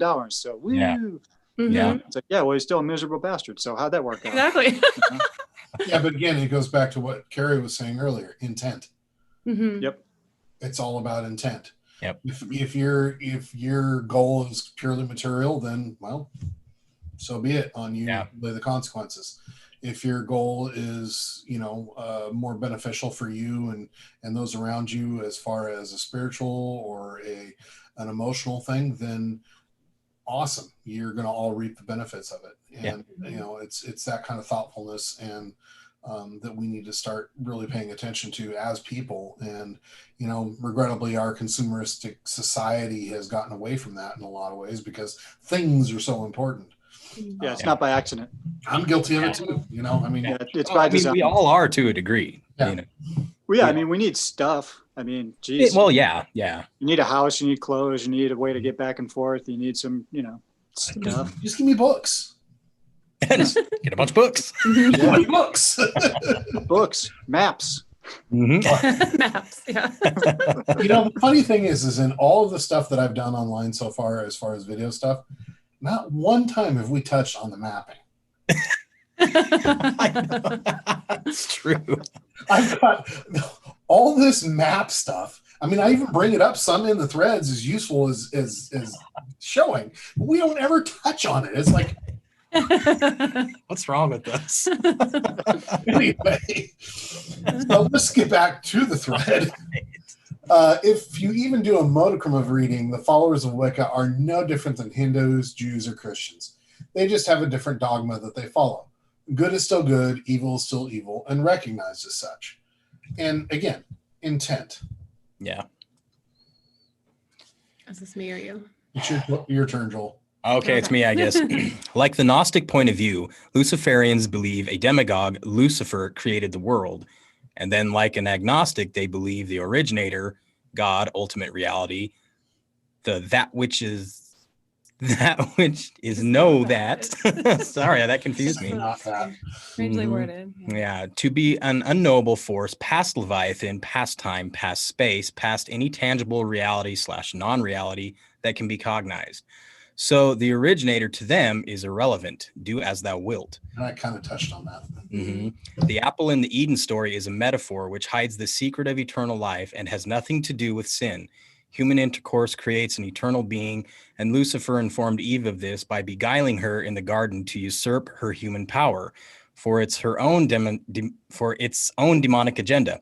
The old term beguiled infers a sexual type of machination, so Eve, beguiled by the demagogue, willingly engaged intercourse with it.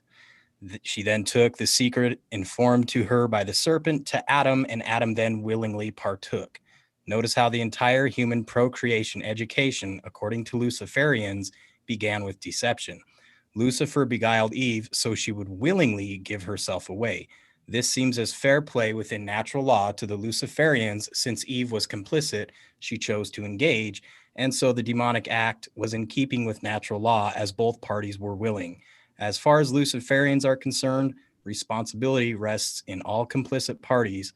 A drunk can't blame the booze. Yeah, you can't really add a whole lot to that. I will say that there are some other interpretations of the Adam and Eve story that gets deeper into what actually happened with the serpent and God and the tree of, the two different trees that were there, because the tree of knowledge was there, but the tree of life was there. Right. And until we ate the tree of knowledge and fell, God wasn't so concerned about eating the tree of life. He was like, yeah, cool, go for it. Yeah. But as soon as we became knowledgeable, whatever that means, then he was like, oh man, get out of here before they eat the tree of life. And, so yeah, that's a whole other show thread Well, whatever. and the other thread that I'm talking about actually touches on one of my interpretations of what the tree of knowledge was, and the forbidden knowledge. Sounds like Danno is pushing blood over intent garbage. Interesting. No, I'm not. Anyway, also, deception, beguilement, coercion are all within the realm of okay with these people, meaning ends justify the means. Anything that they can do to get to their end result is okay by them. This is not okay. I mean, this is just what we're known. I mean, everybody knows this. This is what we're taught. This is moral. I mean, we know what is right and wrong. I mean, I think we're born knowing what is right and wrong. We don't necessarily need to be taught. I mean, as a young kid, you know that you can't just go up and take something from somebody because that person's reaction tells you immediately that you've done something wrong. Mm-hmm. So it's just, it is something that you instinctively know right from the get-go. Right. Natural law drives all of this. Survival of the fittest. It's cold, it's raw, it's real, but it lacks all human components. It reduces us to nothing more than animals with nothing but instinct to guide us. Thought, gratitude, love, all outside natural law, which is true. Natural law does not include compassion. Natural law does not include anything that we regard as higher human functions. What separates us from the animals. And in fact, the Luciferians do everything they can to breed that out of themselves and their children. That's what they break. They break all of the human, what we would call human, out of them. Mm-hmm. Naturally, you can see the comparison between natural law and man's law here. Natural law is based upon principles and truth, inherent to creation. Man's law is based upon dogmatic beliefs. Now, I took this from a Luciferian-based website. So you can see how they're kind of slanting man's law and making it kind of negative. Right. Mm-hmm. Natural law, it's harmony and due to knowledge and understanding. Right. Man's law, due to fear and punishment. Applied with due to fear and punishment. No, that's not the case at all. That's the way they're trying to slant it. And that's what I was trying to show is that from their perspective, from a cold, really, really, really cold logic point of view, natural law makes sense. But again, it's not taking everything into account. It's stripping the humanity from the human animal and making you nothing more than an animal. Right. And, that's what everything that does that is Luciferian. Mm-hmm. Everything that takes human and tries to take away goodness and everything that makes us human is Luciferian in nature. Right. It's not godly in nature. Godly in nature is about celebrating the good. It's about promoting the good. It's not about taking away the good. Mm-hmm. And that's the thing that I think we need to use is basically our scale of justice, as it were, between what's right and wrong in religions is, does this promote the good or does this promote negative? Right. And there's plenty in religion that promotes negative. Mm-hmm. So, to understand more, read the Rothschild board drop above. Read all of it, which we've already said. Mm-hmm. The Luciferians believe that they are superior to us. They have the blood of Satan, and we are just men. But they believe, and in this case that's what counts, that this gives them the authority to rule over us. Luciferians consider themselves as separate and above the rest of us since the moment Eve conceived. They alone have carried the bloodline of Lucifer, not us, so they are here to carry out a satanic agenda all the way down through time. They truly feel it is their duty to rule us ruthlessly, just as Satan, their father, would. They have documents showing the authenticity of their ancestry. What do you think they store in the Vatican archives besides information like alien species, the time of the origin of Earth, and the true beginnings of human beings?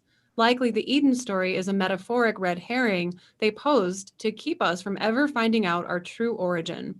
Not knowing one's origin cripples self-awareness and psychological development is impoverished. They know this about humans. They prey through counter-human attributes like betrayal, deception, lies, and theft. Inhumanity is driven in through systematic, organized, MK Ultra-esque ritual abuse of the children within the bloodline families. The idea is to abuse out the humanness, compassion, and bring forth the Leviathanithic deception aspect of their DNA. Often children are hidden and passed between family members to be abused and programmed by others in the cult. Kathy O'Brien outlines types of abuses they engage in her book, Transformation of America. And if you've done any studies of Kathy O'Brien, she's got some really powerful things to say and things to show. I mean, she's got a lot of stuff. So she's someone good to follow up with and do some research on if you want to learn more. Mm-hmm. Awesome.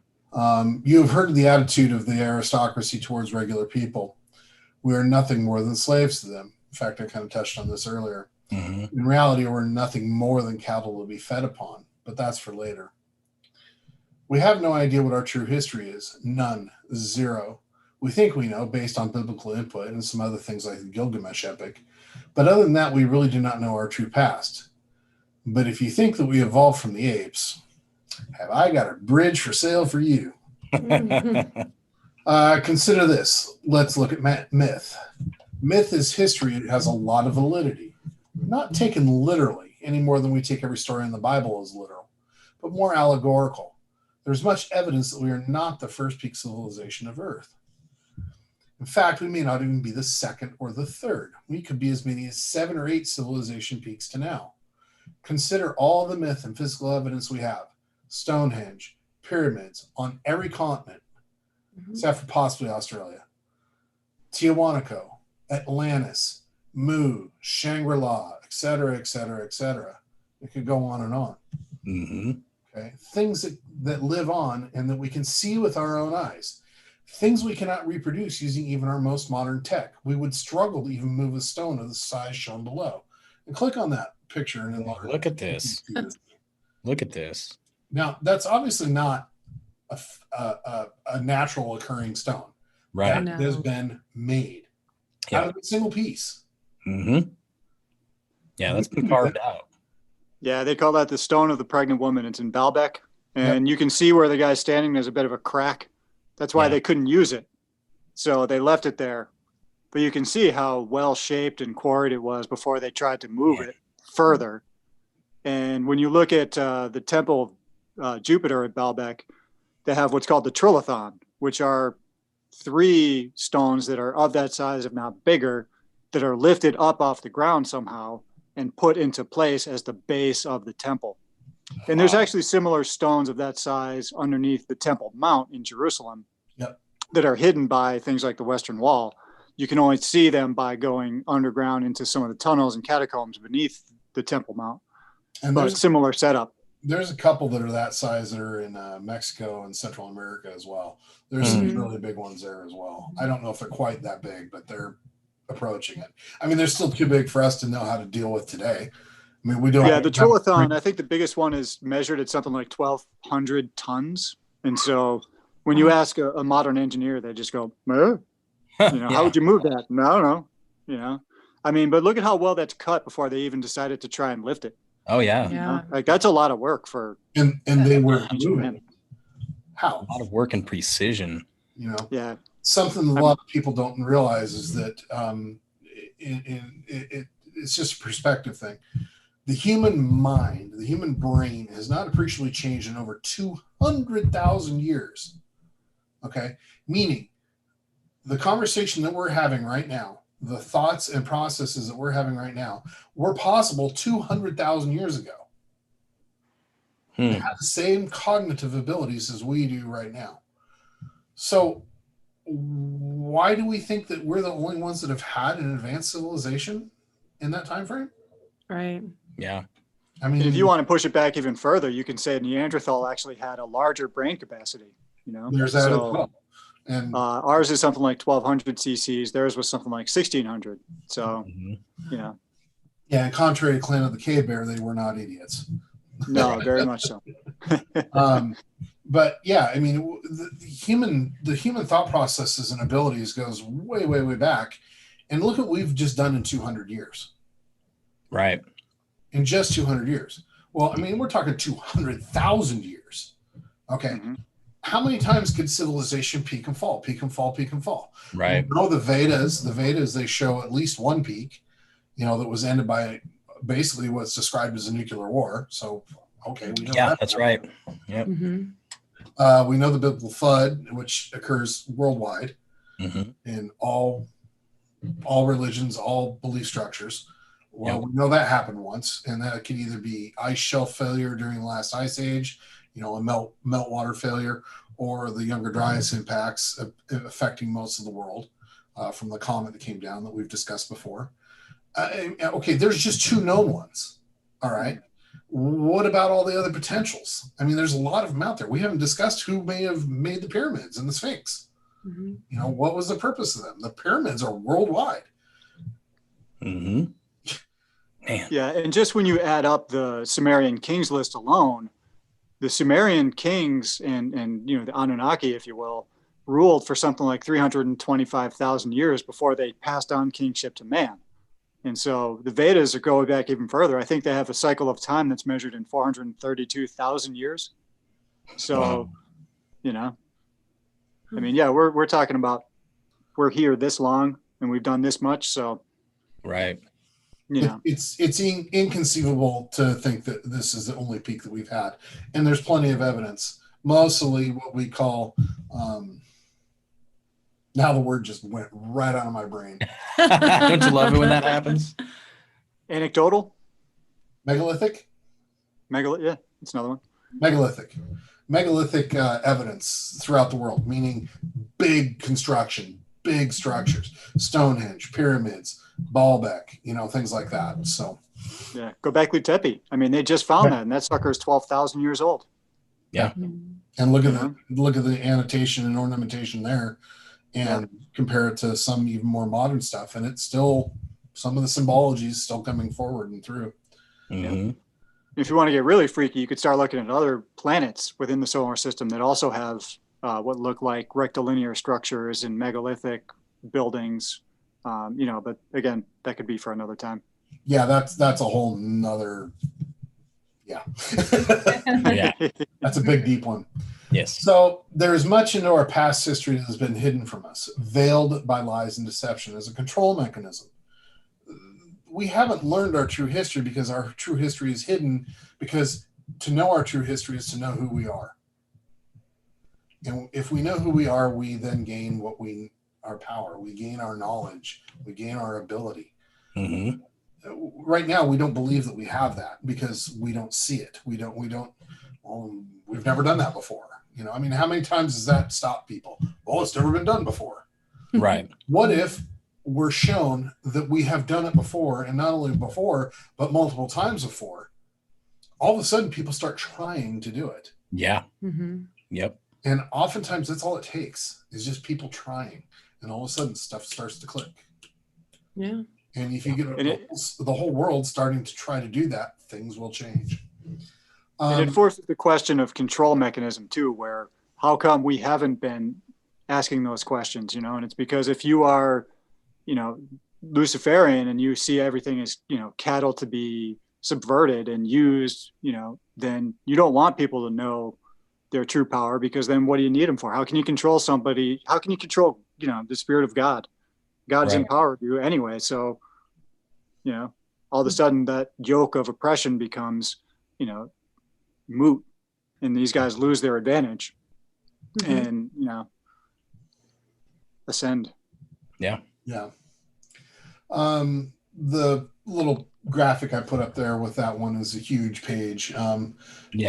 There's a lot of stuff on there. It's actually an older one. It's not the most current one, but there's a lot of information there, and it's kind of a map, as it were. It's very interesting. It goes into all sorts of different things that all kind of tie together.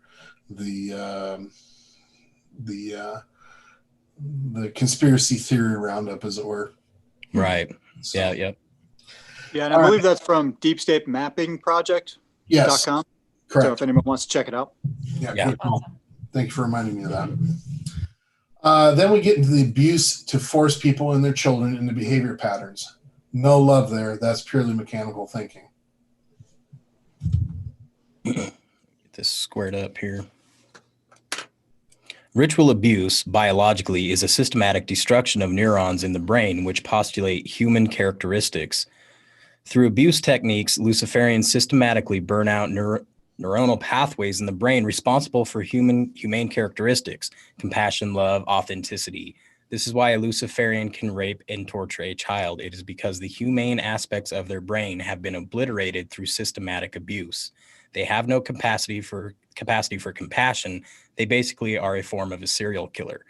To understand this, consider a child that is raped by a neighbor 5 times a week over a decade. That child will have very serious neurological disorders because biologically, neuronal pathways controlling behavior have been overexercised, burned out from daily trauma. It will take years for that individual to regrow and rebuild appropriate behavioral pathways, and some portions of their brain will never fully redevelop because the actual neurons have physically burned out from the voltage of trauma pushed through them. Oh, man. Man, That's a tough one. yeah, A bioelectrical physical reality. right. I mean, You know, unfortunately, we've known people this, you know, doing the type of work we used to do, you know, seeing the effects of some of this stuff. And guys, it is absolutely heartbreaking. Yeah, For sure.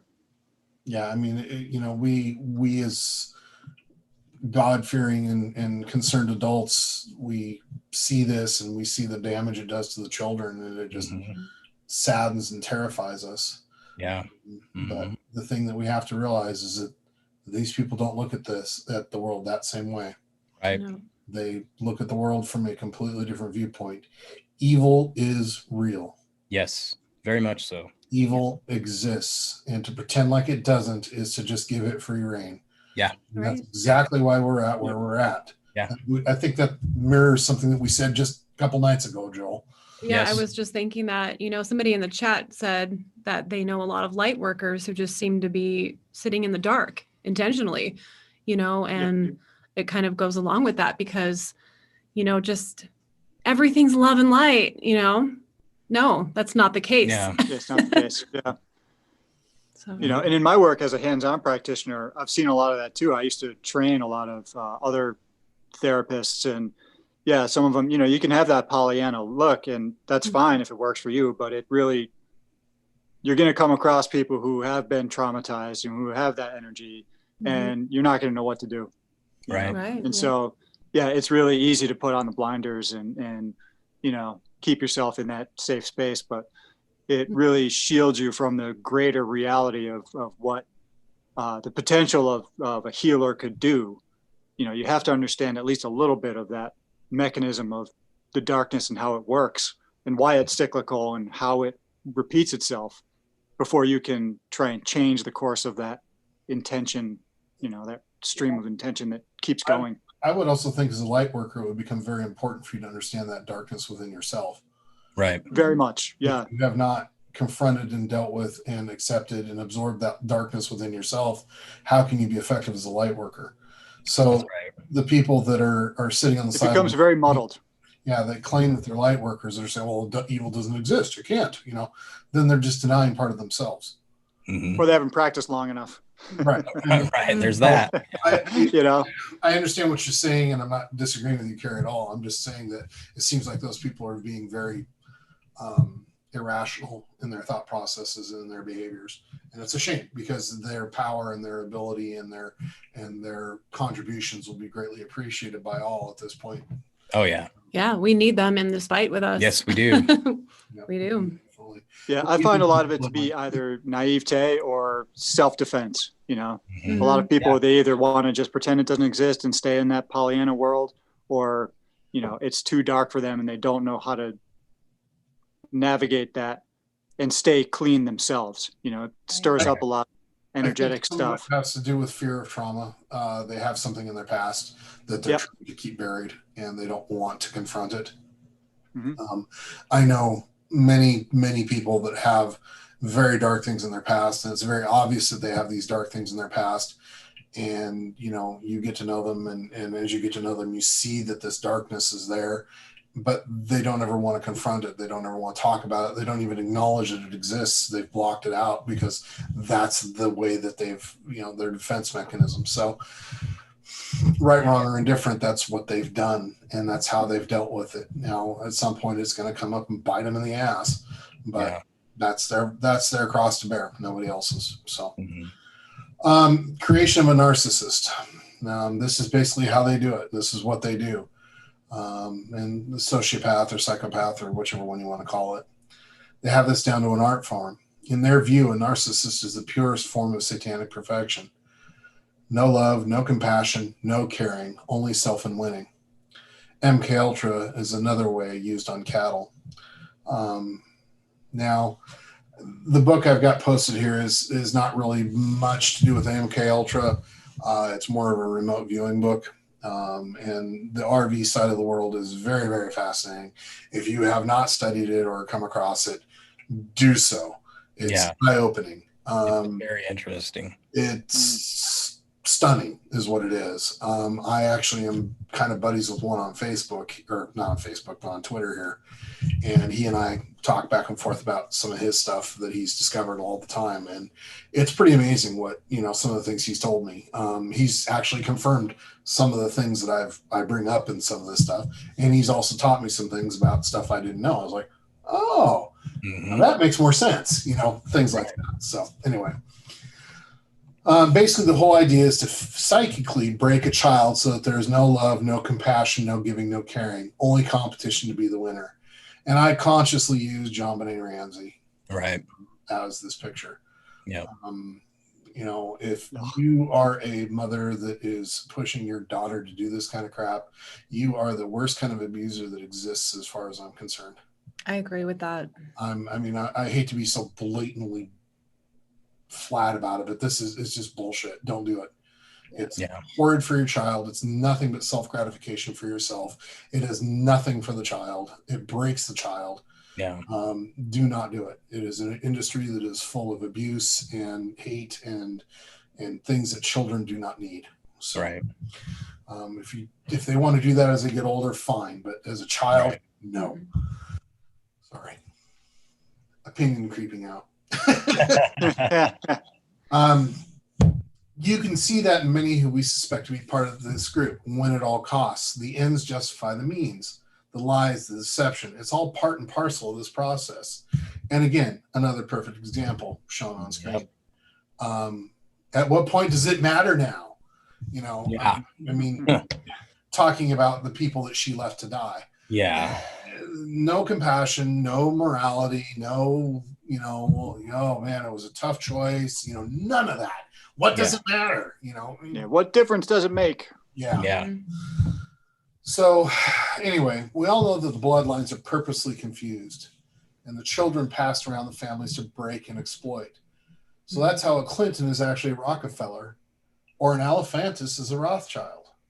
Now, if you don't know or remember who James Elephantis is, he was the owner of Comet Pizza, the one that basically started Pizzagate. Yeah. Pretty hard to ignore this particular likeness. Especially when the last name Elephantis, there's like two in the world, and it actually means the little infant or something like that. J'aime Elephantis in French means like lover of children. Yeah, lover of children. That's right. So and there's even a picture of him wearing a shirt that has it spelled out in French, which is super creepy. Yeah. So, let's go ahead and read slide 13. But, people need to be aware that there are many, many, many of these Luciferian bloodlines that we don't know the names to because, we know Soros has evolved somehow, and it's not just because of his money. So who was he really the child of? Right. Hitler is just thought to be a Rothschild child. Gates is thought to be a Rothschild descendant. He's both. I guess both. And defendant. Hillary is supposedly of one of the lines as well. So, they may not advertise who these people are, but they sure as hell keep track of their offspring and their bloodlines. Right. And, one of the things I was going to touch on, I didn't earlier, was the 23andMe DNA, which is owned by Sergey Brin's, or she's the CEO. Sergey Brin's ex-wife is the CEO of 23andMe. But they push the DNA thing very, very hard. They do it medically. They do it. Hey, do you want to find out what your history is? How about your ancestry? Would you like to know? Send us a DNA sample. We'll tell you everything. Yeah.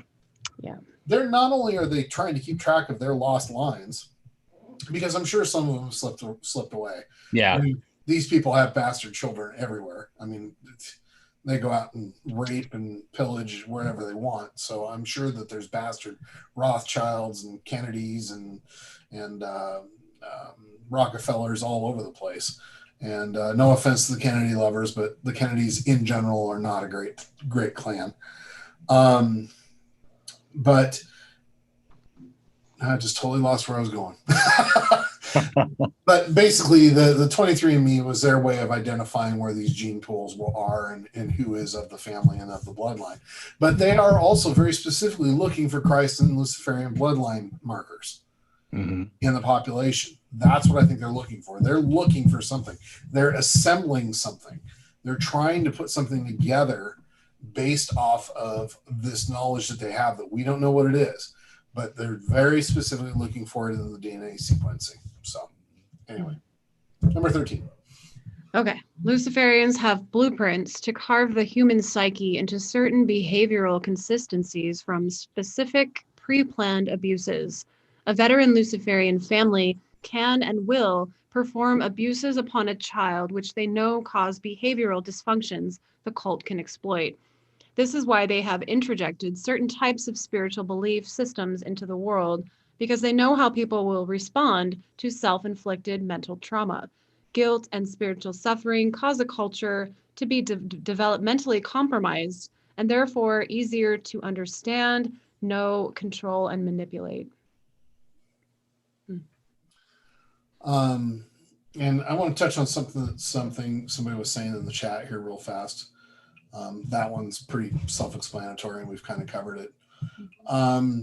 Not everyone has the capacity to deal with evil, and that's why we need to seek out those who are experienced spiritual warriors. That's somewhat true, honey. I don't necessarily disagree with you, but in order to be able to survive in life in general, people have to be able to learn how to confront the dark. You can't go through life, or at least, let me rephrase that. You can't very successfully go through life without having those tools at your disposal. And those tools don't just drop in your lap. They come from experience. And regrettably, we're not now in the minor leagues. We're now in the super pro leagues of this stuff. And the time for learning the easy way is long past.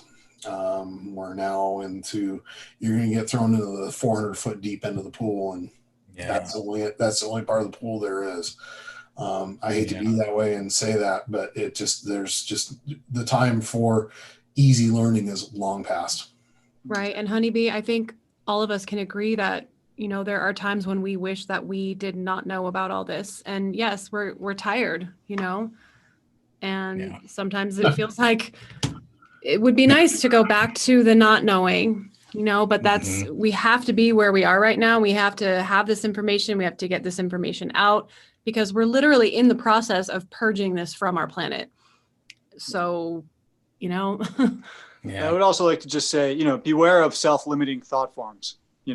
We're stronger than we think. And when you play into that idea that we're not strong enough, I mean, it's painful, and it's, a lot of us do break before we bend when it comes to some of this stuff. And I get that. But at the end of the day, like Dan and Kerry just said, that there's a certain amount of sort of toughness you need to get from exposing yourself to this, because this is a spiritual war. I mean, this is really what's going on behind this. This is not Republican, Democrat. This is not left, right. This is not, anything aside from good and evil at this point. Yeah. And to think about it otherwise is, like I said, a self-limiting thought form. And it's part of the game. They want us to not trust ourselves. They want us to not have the ability to empower ourselves to face it and defeat it.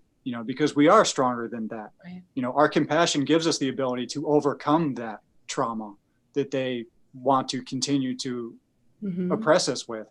They want us to stay feeling like we're powerless when the exact opposite is really true, and so I hear what you're saying, but, give yourself more credit than that. Well, I think it's that we won't have the armor if we don't know that we need it. Yeah. So, and I mean, Honeybee went on to say, but once it is seen, it cannot be unseen. That's very true. And she's right. Yeah. Yep. But, and also that's our, the biggest advantage of the awakening, the Great Awakening, is that once you're awake, once you see it, you can't unsee it. Right. So you'll be able to recognize it. And so the ability for, they say the devil's greatest trick was convincing everybody it wasn't real. Exactly. So the fact that we don't see that or feel like we can't handle seeing that or dealing with that is what allows them to put these symbols and these rituals right in your face. And we don't know, or we just kind of brush it off like, oh, that's just some weird artsy fartsy stuff, or some of these, Right, but they can't do that anymore because now we know. Yeah, and then call them on it in real time and say, hey, wait a second. No. Here's an interesting thought process on this too. From light to dark, or from dark to light, and also shining light on the darkness so that the creature, so that the evil can't hide. The darkness that we're talking about is self-imposed on ourselves because we've got our head stuck in the sand. Okay? That's why that darkness exists. We pull our heads out of the sand, like the good ostriches that we aren't going to be, and we look around, and it's not dark anymore, it's light. Yep. In the light, because we are now out of the dark ourselves, the things that are going on are no longer in the dark. They're in the light for everybody to see. So as soon as you pull your head out of the sand, the darkness is gone. Yeah. All that's left is light. But there's also, it brings us back to the allegory of Plato's cave, where once you pull your head out of the sand or you step out of the cave into the light, there's a transition period because anybody who stepped out of, a dark room into the light. You're like blinded for a minute. It hurts. Yeah, exactly. Yeah. Thank you. It takes a minute to adjust. But once you see that for what it is, just like, the cave, the guy who came out of the cave, and once he adjusted, he went back in and said, hey guys, you're looking at shadows on the wall. They tried to beat him to death, and say, no, we want it. We're happy here. These shadows are real. This is what we want to do. And so, just like Cypher wanting to take the blue pill and stay in the Matrix, some people are going to want to stay there and say la vie, but allow yourself that transition period where, you have to adjust and mourn and, go through those stages of grief and grow from it. Yeah. You got to let yourself experience that. Yeah. That's how you get that, that ability to fight this, you really do, going through those stages. I do want to say something. Yorkie Nanny said something. So is there any hope for kids who are rescued that have spent their whole life with this torture? Yes, there's always hope. Love and compassion can do wondrous things. I don't think that those children will ever be normal. But on the flip side, what's to say what's normal? I'm not normal. Damon's not normal. No, we're not. Who's normal? Thanks for speaking for me, Danno. Huh? What? Huh? Never mind. But the point I'm making is that there is no such thing as normal. Normal Correct. is a construct that does not exist. Yep. So we need to just let these people, get them to being functioning and get them to being rational and capable and people that can interact in society in proper ways. And the rest of it, it just is what it is. And we as society have to learn how to accept people for who and what they are. And think about what Jesus taught. I mean, Jesus taught, love and compassion is the way. And somebody who's not normal, quote unquote, whatever that means for them. I've known tons of people who are not normal, who are extremely capacitant in love, compassion, bliss, joy. And so for them, that is normal and that's their path, So. Okay, let's move along. But we're only halfway through this. So I guess we're not going to get to the other thread. No, I don't think so. Slide 14 pretty much says it all. You have to let go of what you think you know. what you think is true, when you think what you think is good, even. Everything is not as it seems. Those you trust the most. Remember that. And go ahead and read the slide, and we'll touch on it a little more. To continue from here, you're going to have to think outside the box they put you in physically, mentally, and spiritually to grasp the levels of deception these people have achieved through history. Realize, folks, these people are living and serving an entirely different reality than you. It does not matter if you don't believe this stuff, they do. And they will continue with their plan to dominate this planet, keep it satanic, and remain in full control if we do not wake up. No one is coming to save us. We must save ourselves from these parasites. They will hold their position of authority over us until we all wake up and discover what's really going on to put a stop to their agenda. The awakened cannot be unawakened. And they know this, about us. Awakening is our greatest asset. That's why it is their greatest fear. We are like Dorothy in The Wizard of Oz. We have everything we need already to change the situation. This is exactly what we were just talking about. Yeah. And the use of the word parasite is interesting because Vigano used it in his letter. And, Yes. it really describes very well what Luciferian doctrine is and higher dimensional beings. And like Kerry had mentioned earlier, Lush, that's a big part of this equation, why we're kept as obedient cattle, diminished in our capacity to understand our full potential. So, well, we are many, they are few. Yes. What was the number? He says something like 10% of the population, but if that's the case, worldwide, we're talking about 750 million of them. That's a lot of people. But it still leaves 6 billion that's not. A lot more of us. It's a bigger number. A lot more. We got the numbers. Yeah. So in reality, we have everything in our favor. We have God and we have numbers. That's all we need. I don't know any general that wouldn't go to war with a 10-to-1 favor. Oh yeah. That's overwhelming odds. So anyway, moving along. Let's move. Some of these we'll need to move through, and because others are going to slow us down. I know. Think back to above where I referenced Bill Clinton's bold-faced lie about I did not have sex with that woman. Read slide 15 and understand it's part of their belief system. They don't have to tell us the truth. In fact, they're encouraged to lie and deceive as a matter of day-to-day interaction. As you read this, I'm going to get up and refill my water. Okay. The more convincingly the Luciferian can lie and deceive, the more cunning a predator they consider themselves, and the higher they are regarded in the cult. This is why major superstars that pose to fund humanitarian aid for tragedy-stricken islands are actually extorting a natural disaster to make money. How many houses were built in Haiti after millions were given to aid? Luciferians embezzle the money, exploit the people on the island by selling their kids and women into sex slavery, and bid off the exceptional specimens for ritual murder by the wealthiest Luciferians. Years later, they build hotels on the island in the name of commercial growth, only to use the hotels as off-the-grid child sex grottos for the elite to rape the inhabitants of the island without any fear of getting caught. Despite what they portray, they are that depraved. They regard the entire episode as a cunning stunt played on us, the cattle. As we donate to their con, we offer permission to carry out their scheme. We are complicit because we support their narrative, even though we don't know what we are doing. We enable the con because it would not happen without our participation. This is all fair play to the Luciferians, just in the same way Eve was fair play to Satan. Can you see the pattern of deception? Leviathan has taught them well. Wow. That was good timing on my part. Yeah, it was. That thread is actually, that one is actually very, very hard to deal with in some ways, because what that's saying is that much of they've leveraged our strengths against us. They've leveraged our compassion, our ability to give. Right. They've leveraged that against us in ways. We're trusting. We trust that when we give money that it's going to go to the source that it says it's going to. Right. So in that way, we are contributing. directly We're contributing. participants. Right, because we're not Funding doing this. due diligence. Mhm. We're trusting without verifying. Right.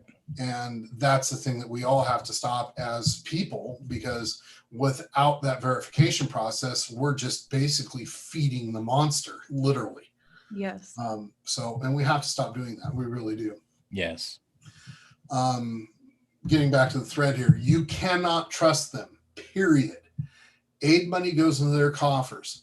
Tax money extorted to fund their lavish lifestyles, used to purchase children for sex, entertainment, and murder. We fund them. We fund them by our money that we give them, and we also fund them by some of our jobs that we do. Mm-hmm. Some of the things that we choose to do actually promote this crap. Yeah. Mhm.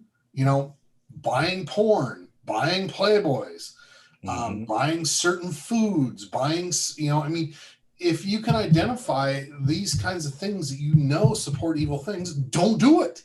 Right. Because and I think are enabling it. Yeah, this is like probably one of those big red pills that's going to be hard for a lot of people to swallow, because, you go through the whole thing like, oh my gosh, I was funding this and I wasn't even aware of it. I mean, it's a big one. Well, that's one of those ones. It's really easy to stick your head in the sand and say, nope, don't want to know. Yeah. Yeah. I can't possibly be party to this. No, every one of us has been party to it. There's no exceptions. Mm-hmm. Until we understand this and break the paradigm, it will be difficult to stop. And now another thing that we have to understand is that this is not just limited to one or two things. This is limited to this is worldwide, complete coverage. Yep. I mean, there's entire industries that we participate in that are part of this. Mm-hmm. Sports, music, TV, entertainment. I mean, much as I hate to admit it, I mean, I love my music. Right. I love certain TV shows. Mm-hmm. But do we support the industry, or do we walk away from it and say, I'm no longer supporting that? Right. Mm-hmm. I've chosen to walk away from it and no longer support it. There's some that I never understood why people support, sports being one of them. I'm not a big sports guy. Mm-hmm. And because it was just very obviously a bread and circuses thing right from the get-go to me. But it's a division tactic, and look at the money. Look at the money involved. Yeah. There's got to be fraud. There's got to be deception there. And how many times have taxpayers paid for stadiums that they didn't want? I'm in Seattle. We've done it at least 3 times. Yeah. And then they blow one up and build another one, even though we don't want the first one, and we don't want the second one, but they blow up the first one and make a second one. Just repeating. All of those things are distraction tactics too. Keep us occupied with ridiculous things that don't have any meaning. Yeah. And we won't be thinking about all of this stuff. Yep. Mm-hmm. And Sierra makes a very, very good point. Try to practice charity locally. Serena, I'm sorry, I mispronounced that. My apologies, Serena. The thing that everybody has to realize is that what we're trying to get back to is, instead of giving to these big national corporations, churches, local, your local small church, your local people in need, people that walk up on the street, give them a sweatshirt, or you got a jacket you're going to be throwing away or giving to Goodwill or something. Give it to somebody you see that needs it. Mm-hmm. I mean, everybody knows a child whose family is struggling. Everybody knows, somebody that needs help. Yeah. Be the person that reaches out and helps that person. Be the part of the cure that way directly. If everybody does that, then everybody is taken care of, because everybody knows somebody that's in need. And very few of the people will fall through the cracks. So, and the system will actually work out much better than it ever has, because we'll now then be helping those people directly versus enriching some guy sitting in an office somewhere in New York or Seattle or Washington, D.C., making it, $500 million a year to distribute, charity funds. Yeah. Money given to charities and philanthropic funds are also funding this behavior. Stop falling into the trap. Yes, there are good charities, but it's up to you to find them and do the research yourself if you choose to continue to give that way. And I use a picture of the Red Cross as a perfect example of who not to give to. Okay. Damon and I, in our Khazaria thread, in our Khazaria digs, are finding out how bad the Red Cross really is. The connections, they go back centuries. Yeah. Well, we've seen the videos with pallets or, like crates full of cash. Yep. You're marked by the Red Cross. So, I mean, and we can get into the blood side of it too. Yeah. They're constantly whining about needing blood. Yeah. Okay. They've been whining about needing the blood over the past 4 or 5 months. Yeah. There's no deaths going on except for COVID deaths. Yeah. Right. But I mean, realistically, accidental deaths and maimings and stuff like that are way down. I mean, historical lows because people are not doing things. They're staying. Yeah. They've been quarantined. Why do we still need blood? Yeah. Where's it going? Who's using it? Exactly. There's some interesting food for thought there. Right. Oh, hi, honey. I didn't know you were in Seattle. My condolences. I can't add to slide 16 any. Bottom line is personal responsibility is the key. As with everything, personal responsibility is always the key. It's always your job to take care of yourself. Yeah. It always has been. It always will be. Quit shirking your duties and blaming others. I guess I can't say much more than that. 16, please. Understanding life in this sense gives a much deeper perspective of the game they are playing, as opposed to the game you are playing. Not understanding begets fear, so they have kept us in the dark about everything, so understanding was not available. We are caught in an intended ignorance. Knowledge is power. If we are deceived because of their lies, they simply are playing a more cunning game, and so they inherit control through our enabling of it. Nature is merciless. Our only option is self-responsibility, because if you get caught up in a way of thinking trap, only you can get yourself out. Nothing outside of you can be responsible for you. Fervent prayer may be good mental exercise, but it does not unlock a trap. Physical action, paying attention, learning, awareness, these unlock the trap. Until we wake up, the situation will not change. Luciferian power rests upon deceiving us into belief and then acting out upon a world they suggest while distrusting the one we actually experience. It comes down to that.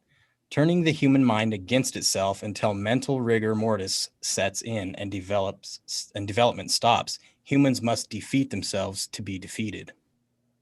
And I'm going to interrupt really quickly because Cyrena just said something that plays right into this, and I want to address it. And I'm not picking on you, Cyrena, but you just happen to say it, and I'm going to take advantage of that. No offense. You make a good point about people are naturally followers. If we know who lead the way and show change by example, they will follow. If you build it, they will come. The whole point of the Q movement is to make sure that none of us are followers. We all have to be our own leader. You have to do for yourself. We are where we are because we have all decided that we're going to follow somebody. We have followed each other and whoever into this trap that we're in now. The only way we're going to get out of this is if we start thinking for ourselves. And that means that we can't just blindly follow other people. So I would encourage you to not follow me, Joel, Damon, Praying Medic, whoever. Think for yourself, educate for yourself, take what we say into consideration maybe, but utilize it to go research and learn more on your own. Do not take what we're saying as gospel ever. Right. We're not the end authority on everything. I mean, we may sound like we're very knowledgeable, and we are. We've spent decades researching this stuff. But that is our research, and that is from our point of view. You'll research it and see other things and come up with other things that suit you and behave with you differently. Yep. And then you can bring that to the table. Yeah. You have to make that's how we all grow. Yeah. You have to research and make up your own mind about this. You can't follow other people's leads completely and totally. I don't want followers. I want people who are thinking for themselves and learning that they are not following, that they are breaking their own trail. And that's what people need to be doing. They need to be getting out of their own way and moving forward, pulling their head out of the sand, looking at the light, going forward, taking the chance, taking the risks, because that's what being human is. It's not about sitting back and going, okay, show me the way. We can't do that. All right. And, to a degree, we've all been guilty of that at some point. Exactly. I mean, I know for sure I can't say, oh, my hands are squeaky clean on that, but it's a very arduous process, starting to like think for yourself, but, like our favorite Anon has said, think for yourself. Also trust yourself. Yes. Yeah, I think trusting yourself is the big one. That's a good point to hit, because it really, please poke holes in anything that I have to say, Mm-hmm. do the research, figure it out for yourself. Or, if that winds up verifying it, great. Right. We're all in this together. I mean, high tide lifts all boats. So, Mm-hmm. So trust yourself. Trust yourself. You can't put it any better. We are where we are because everyone tried to take the easy way out.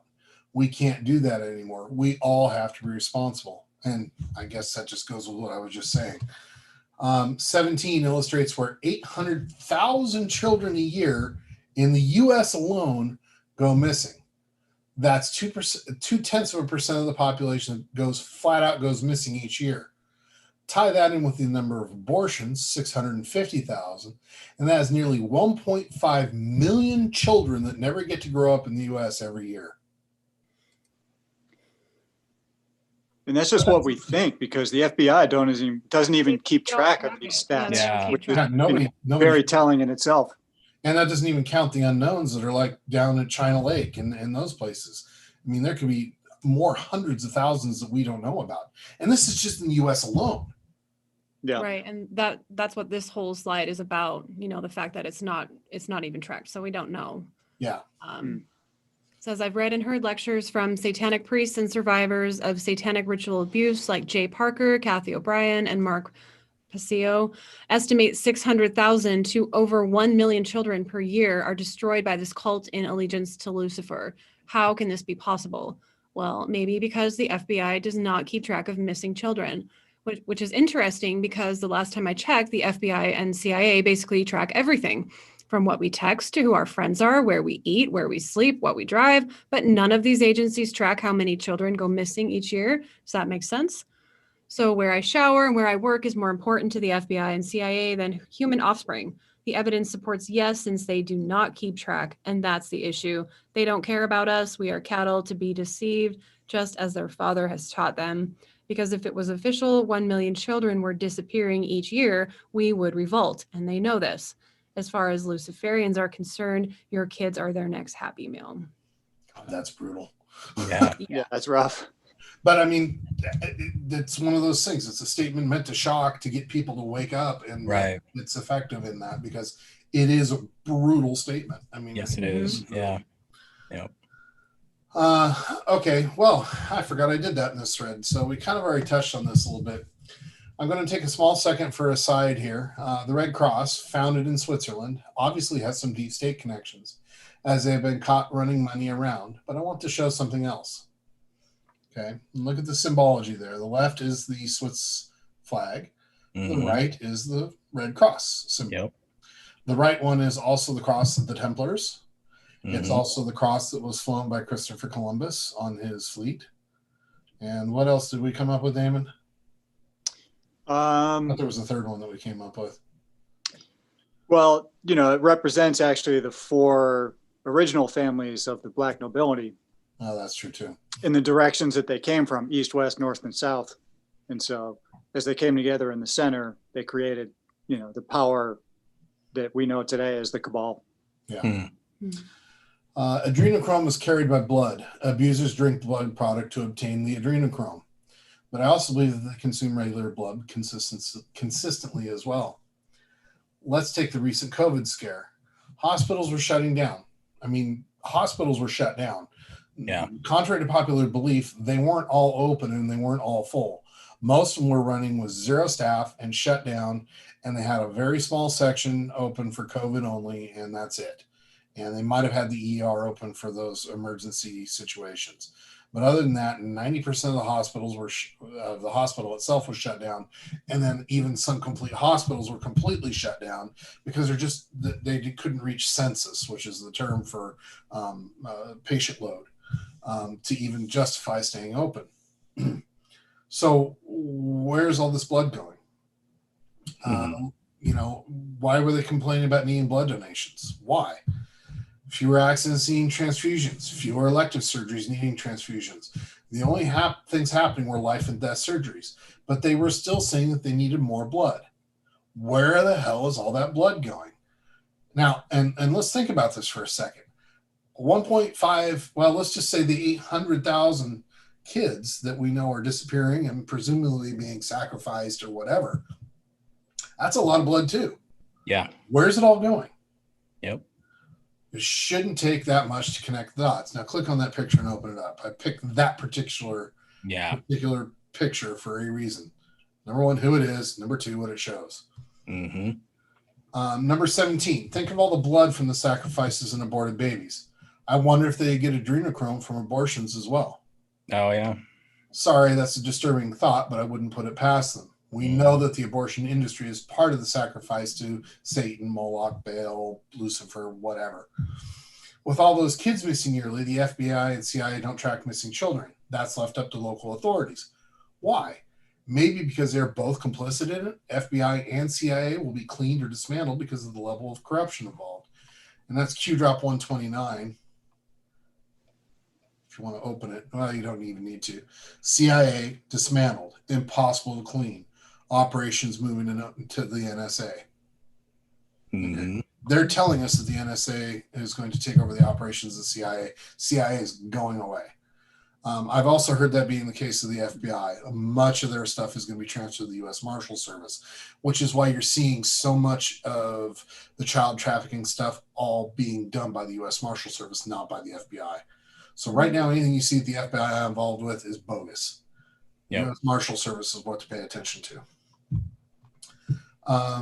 Now, this is where Damon's much more of an expert than I am, but I will just touch on it and let it go at that. Now, 18 starts to get into an area I'll admit I'm weak on.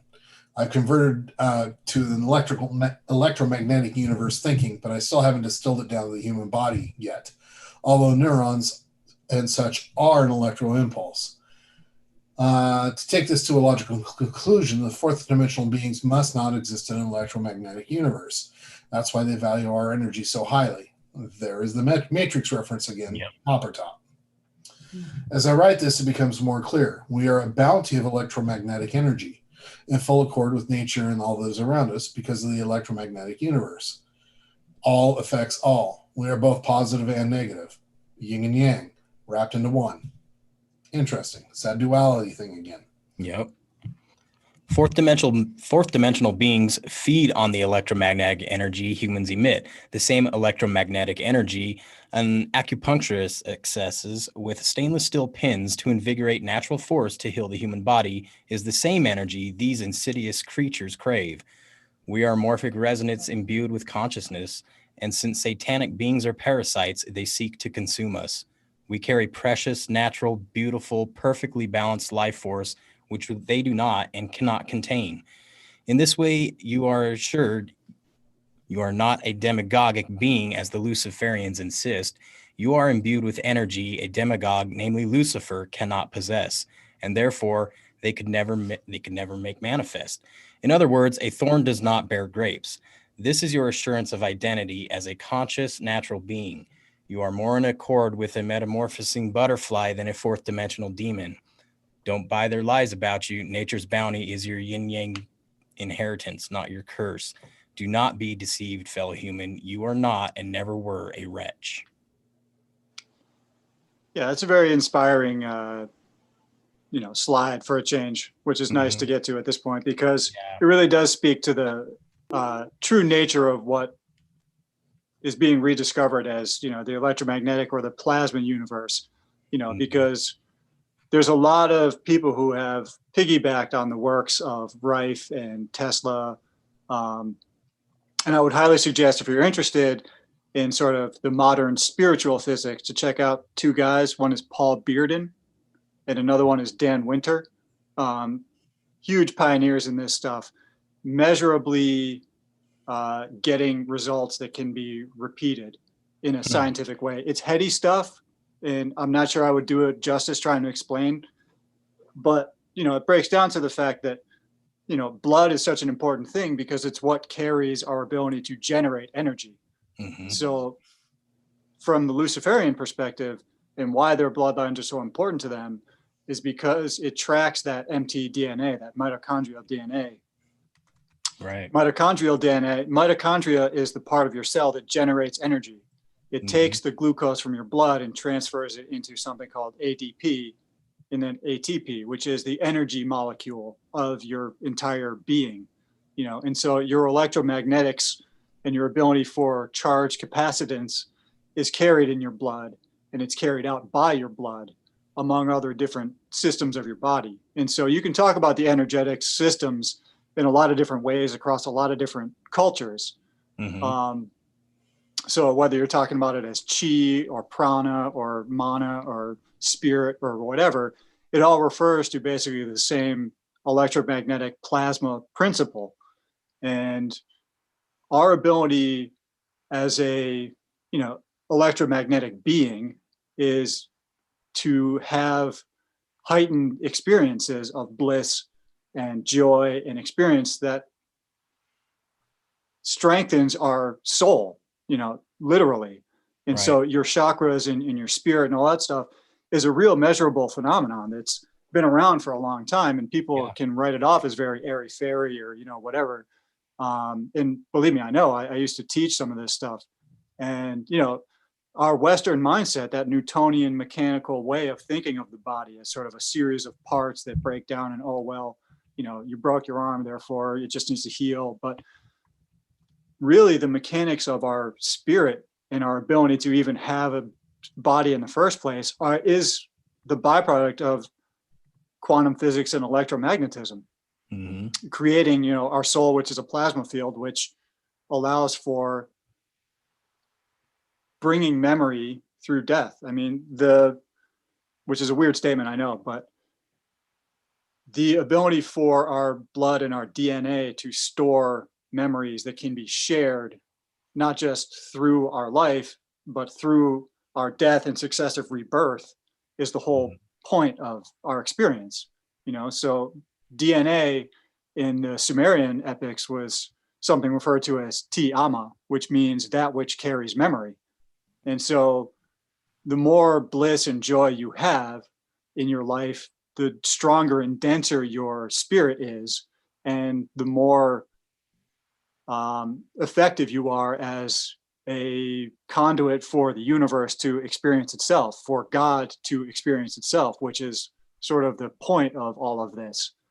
And so, it's kind of heady stuff. And like I said, I don't know if any of that makes sense, but it's the Egyptian Book of the Dead actually is exactly what you're talking about. It's a guide, and this is getting through the afterlife, and carrying yourself and your memories with you. Yeah, and so the Book of the Dead is actually a very, in all other ancient Gnostic Hermetic information, is very technical in nature, because they're explaining exactly, what these guys are rediscovering and measuring and sharing. And so that aspect of electromagnetism is what feeds these transdimensional beings. They can't produce that level of compassion, empathy themselves, that bliss. And so they eat ours through our terror.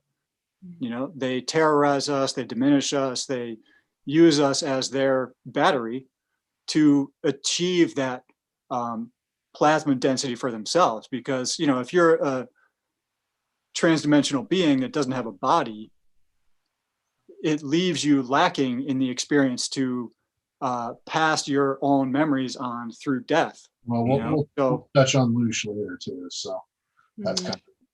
Yeah, and so just real quick, the Egyptians had a concept of Ka and Ba, and so I forget which one is which, but one is your spirit and one is your body.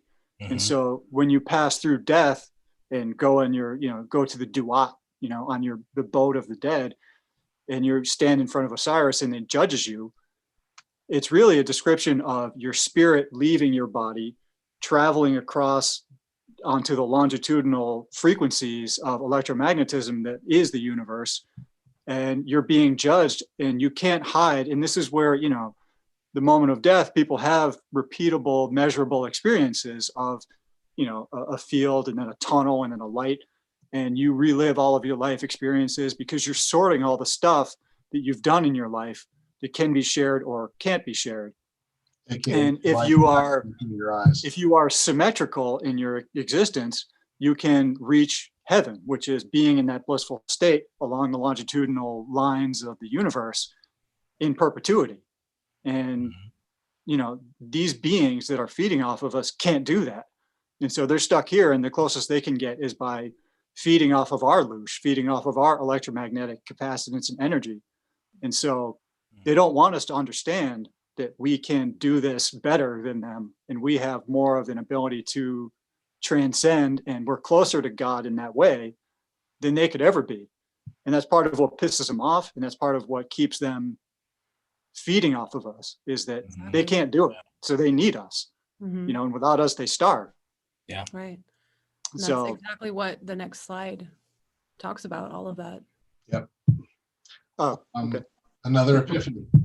All life is electromagnetic. That should have been obvious, I guess. Now you know what that. Well, recently it's obvious, but this is a new age, man. Hey, and I make up words, and now you know what they sound like. But it wasn't to me till now. Again, this is the draw that we are to them. That electromagnetic life force that they can consume. You can read the slide, or we can skip over it since Damon already covered pretty much all of it. Oh yeah, you did, didn't you? Look at this that. is exactly what you were just saying. All of it. Yeah.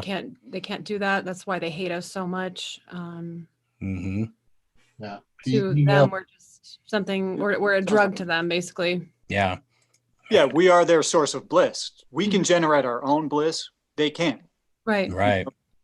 And so from an electromagnetic, from a brainwave perspective and a heart harmonic perspective, we have more potential than they ever could. Yeah. Sounds like somebody's got bliss envy. Yeah.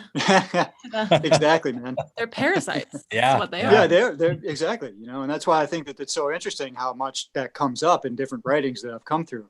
Brother Streetjoy today was sharing something with me from Thomas Paine's. I love that dude. Yeah, he's great. Yeah. And he referred, a lot of this stuff has been laid out there, and once you start sort of learning what's really going on, you can see repetitively people have been trying to share this stuff in different ways. Right. Once you have that term parasite keeps coming up for me, and it's like, that's exactly what they are. Yeah. So all right, let's move forward. The universe is a big place. That it is. Straight out of Kekistan. Please read the attached photos for the full skinny. But like stated, to assume that we are the only form of intelligent life within the vastness of the universe is foolhardy at best. This first one is a quote directly from Carl Sagan out of the movie Contact. The universe is a pretty big place, but if it's just us, it seems like an awful waste of space. Yeah. And, let's not even entertain the flat earth theories and stuff, because you're not going to convince me. I'm not going to buy it. Did you see they put a disclaimer on our Atlantis video? So on the Atlantis video, it's like context, flat Earth. Theory, blah, blah, blah, like. They put a flat Earth disclaimer at the bottom, and we were like, "Wait, we were saying that it's not flat." What do you? We had a good laugh over that. Yeah. Okay. Just so shows AI is limited. Just sees flat Earth, and it's like, warning. We were joking about it. Oh, they said it. Yeah. Anyway. Those keywords, man. Now, this next one is a quote directly from Hitchhiker's Guide to the Galaxy. I love that. If you've never read Hitchhiker's Guide to the Galaxy, you are missing out on some wonderful humor. Yeah. Indeed. The Hitchhiker's Guide to the Galaxy definition of universe. The universe is a very big thing. It contains a great number of planets and a great number of beings. It is everything. What we live, all around us, the lot, not nothing. It's quite difficult to actually define what the universe means, but fortunately the guide doesn't worry about that and just gives us some useful information to live in it. Area. The area of the universe is infinite. Imports. None. This is a byproduct of infinity. It is impossible to import things into something that has infinite volume because by definition there is no outside to import things from. Export. None, for similar reason as imports. Population. None. Although you might see people from time to time, they're most likely products of your imagination. Simple mathematics tells us that the population of the universe must be 0. Why? Well, given that the volume of the universe is infinite, there must be an infinite number of worlds, but not all of them are populated. Therefore, only a finite number are. And any finite number divided by infinity is 0. Therefore, the average population of the universe is 0, and so the total population must be 0. Art, none, because function of art is to hold a mirror up to nature. There can be no art because the universe is infinite, which means there simply isn't a mirror big enough. Sex, none. Although, in fact, there's quite a lot. Given the 0 population of the universe, there can, in fact, be no beings to have sex, and therefore no sex happens in the universe. I had to throw that in there just because, well. That's awesome. I love that book. Yep. Yeah, me too. That's so Me too. great. We need Lighten it up a little bit. this part Yeah. of the thread anyway. So to credit Lucifer with being the evil, meaning evil, everything. He is evil. Just he's the blacklist. He's I mean, Yeah. there's no evil outside of Lucifer. To credit that is really to give it too much credit, because he's just a facet of evil. Okay, it is not all of anything. It merely is evil. Mm-hmm. Let's carry on with the next one. Understand the universe is infinite, and therefore infinite possibilities are inherent to it. This includes differing organizations of life and dimensions outside of our own. To assume we are the exclusive form of life in a perfect universe of infinite size and potential is short-sighted, especially when considering the maths composing infinity. These fourth-dimensional beings are merely a predatory species roaming the universe looking for an opportunity. They found one on this planet. To consider Lucifer the concretization of all evil within the universe is to continue a Luciferian lie while inferring respect that is not due. These parasites want us to think of them as an overwhelming threat, since threat interjects fear. Fear comprises human will. They know this about us. Consider what could be more satisfying to Lucifer than to deceive humankind by their own self-driven fears invented by Luciferians. While you think about that, consider this. Lady Liberty in New York Harbor is actually a monument to the female god Isis, the mother of Osiris, as in Egyptian spiritual lore. Osiris is the Egyptian precursor of Jesus Christ, which is why in Christianity, like in the Egyptian myth, human sacrifice is the transmogrifying ethos within the belief system. The cross is a plain demonstration of human sacrifice worship, yet counterintuitive justifications have been canonized to disguise the obvious. We are surrounded by their deceptions.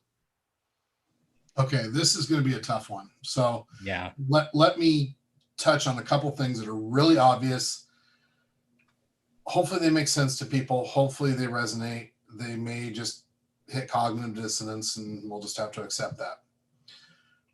One of the main things that the Catholic Church does, one of the main tenets of the Catholic Church, is the communion and the substantiation. That is literal cannibalism of Jesus. Mm-hmm. It's symbolic cannibalism of your God and drinking his blood.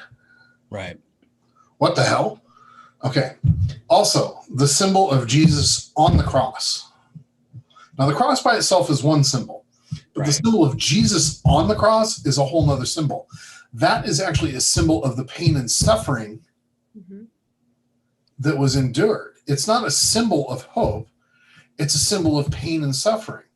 Now, if you see just a plain cross hanging up, that's one thing. But if you see a cross showing Jesus with the thorns, and I mean, they're showing you what they did to your God. Mm-hmm. That's almost like, you know, they yeah, it's another thing that could be in your face. It's like they want that image only whenever you think of him. Mm-hmm. Yep. You know, not all of the good stuff. It's very, and then they take it to the next level and tell you, well, he died and suffered for your sin. Right. So be thankful. Right. You know, and so it's a touchy subject, I know, but yeah, when you really step back and think about it and question it, which we should be able to do, right? We should be able to question everything, you know, fairly. Yeah, we should. And say, wait a second, what? You know, it just, some things don't necessarily compute, you know? Mhm. Yeah. Yeah. And you know, I just picked a couple. I mean, every religion has its thing. Yeah. I just picked a couple of the most common and easiest to recognize.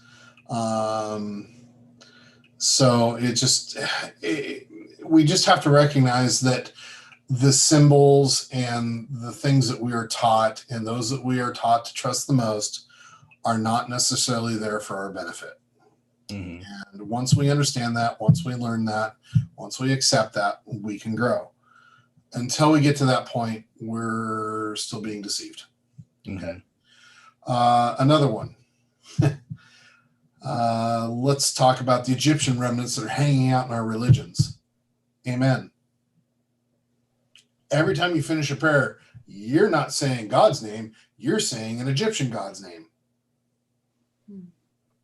Mm-hmm. Why would we end our prayers with an Egyptian God's name? How does that make sense? How does that compute in anything? We don't say Jesus. We don't say God. We don't say Yahweh. We say Amen, who is an Egyptian sun god. Mm-hmm. He is Amen Ra. Yeah. Okay. Think about that for a minute. Just let's take that. I mean, it just doesn't add up. Why? Okay. Yeah. Well, in the word itself too, I mean, Aman, was a prefix for Ra, for when Ra would actually leave Egypt and travel to wherever he went to go and find the sun, and he was hidden. So the word Amun, and which became Amen, literally means the hidden God. So take that for what it's worth. Wow. So, and how about this one? It's this one itself is Ra El. Is Isis, Ra, the sun god Ra, El, another Egyptian god. It could also be short for Elohim. Yes, that too. Okay. So we've got three gods making up the name of Israel. Okay, explain that one, please. Yeah. Good luck. So it's easier if we finish our Khazaria thread sometime this year. Yeah, that Khazaria thread. Right. Mm-hmm. Yeah, but that's gonna be Jesus. You want to talk about a long video? That would have to be broken. Serious. Yeah. 21 gets the Luciferian worldview. I will add that this is probably where our modern art has come from. Ugly is beautiful. It's a standard satanic inversion, and it is present in all that they infiltrate. Art died in the 1900s. Mm-hmm. This is art, folks. Yeah, this is what they're pushing as art. Yeah. I don't even know what it's supposed to be. I don't even want to know. I mean, I think there's something vaguely sexual about it. I picked it as the most absurd thing I could find. Yeah. That wasn't totally gross, because there was some pretty nasty stuff. Yeah. There is some gross stuff in there. But anyway, you've got just art. I mean, Cardi. Was that Cardi B? Cardi B. Yeah. Okay. I don't know. I think so. Yeah, I can't be entirely sure either. Come on, we're talking WAP. Why are you singing about that crap? Yeah. Who cares? Mm-hmm. They've all moved TV, music, videos, everything has moved from beautiful and uplifting to dark, dank, and depressing. Yeah. If you look at the color and the tonality of TV, and we just look at colors, and you go back 20 years and you look at TV shows, they were brighter in their color palettes. They were much, I'm not talking about the sharpness of the TV or the sharpness of the picture. I'm talking about the actual tones and the filters used in the filming of. Almost everything has gone to that darkish, bluish, grayish, greenish tone that they try to darken down stuff with. There's so many TV shows that have that now, and they call it gritty or whatever they want to call it, but it's just wrong. It's dark. It's meant to impart that feeling of loss, that feeling of can't get out, the feeling of being in that tunnel. It's a psychological thing. It's very much a psychological thing. Reminds me of the song "Everybody Knows" by By Leonard Cohen. Yeah. Yeah. You guys know that song? I am afraid I do not. Yeah, I do. It's good. Good reference. Yeah. Okay. I think that duality that you're explaining, Danno, is also something you could put in terms of, the books, Brave New World in 1984. Right. Dualism is represented perfectly in those because they're both books about totalitarianism. 1984 is sort of the jackboot version that doesn't last very long because people rise up against that level of oppression. But Brave New World, everybody was happy with their slavery. They were entertained. They had soma, they had their drugs, they had their sex, drugs, and rock and roll. And so they vacillate between the two to try and keep everybody in line and keep those, feelings flowing. And the reason why the Roman Empire collapsed was because their Brave New World of coliseums and entertainment and theater, which was all created there, Greek and Roman, started to become too expensive. And so after a while, too much resource was going into that. And same thing is happening in America, where the spectacle has to be bigger and the investment in that spectacle has to be greater. And now more and more people are losing interest in that stuff, which is good. So they come with the 1984 threats to get everybody back in line to enjoy their slavery. So it winds up being a duality that they play off of, going back and forth. Enjoy your slavery, damn it. Yeah, exactly. Shut up and keep being our, complacent slaves. Yeah. Okay, now this is a tough one. This next slide. As if we haven't had a bunch of those. Right. Yeah. This next slide is going to be perhaps the toughest of all for dogmatic religionists to accept. Remember, this is written by Chuck Swindoll Jr., son of one of the great pastors of our time. So his foundation is solid. He's coming from knowledge. As the movie Dune proclaimed, fear is a mind killer, and it is indeed.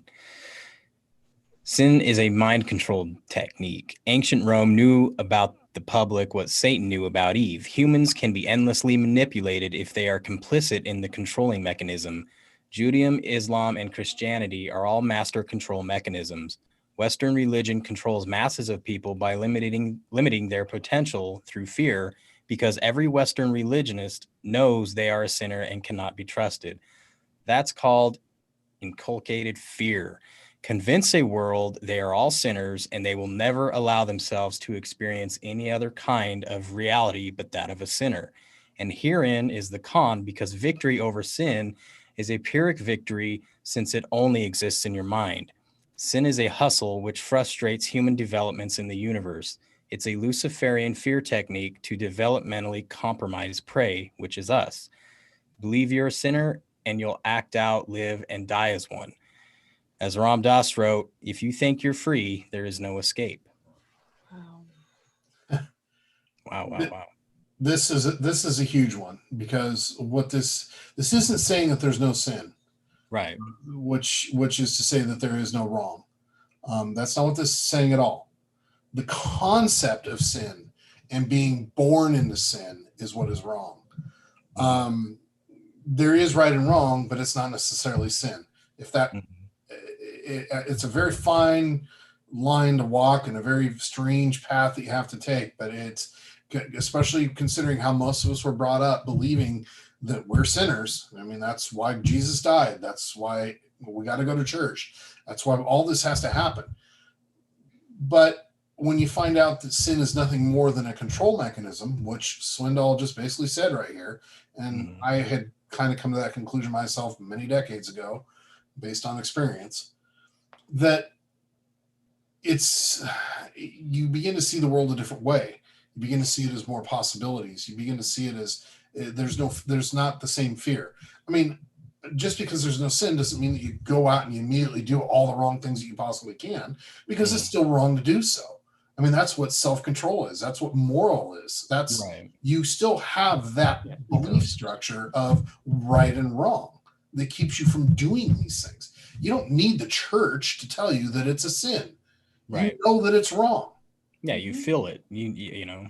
It's okay. The idea of original sin, I think, is what you're differentiating between. We're all fallible, but if you're already thinking that the original sin is, your responsibility. You're in debt to somehow behave a certain way and be, a part of that thought mechanism that keeps you striving to do these things. And for a lot of people, that puts them on the path to do good things without necessarily understanding the motivation of that. So original sin is really, I think, the control mechanism he's talking about. Recognizing that there is sin and that we're all fallible is necessary because it's true, but ultimately being in debt to some idea of original sin that we had no part of is just as silly as saying that I owe somebody reparations.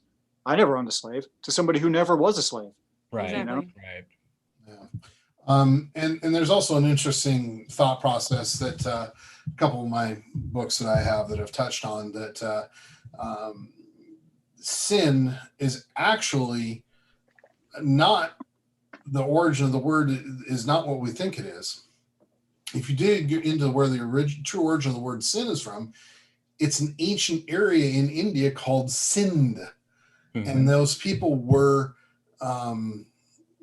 somewhat reviled. They weren't well liked. So you were from Sindh. It was kind of a put down. It was a way of saying, so there was also a Sumerian god whose name was Sin.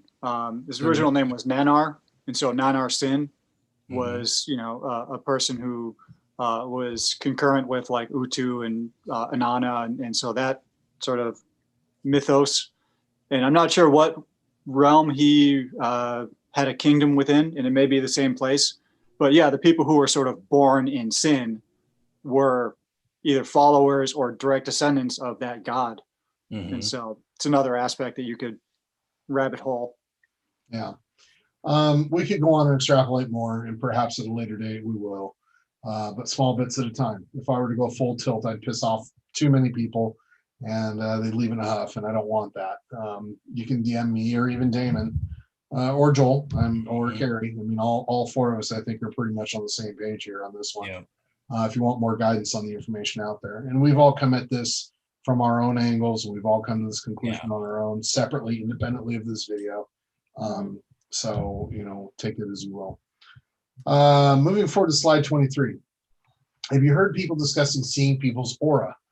Well, I believe this is exactly what's being referenced here. Interestingly enough, aura is another word for the halo that surrounds the heads of divinity.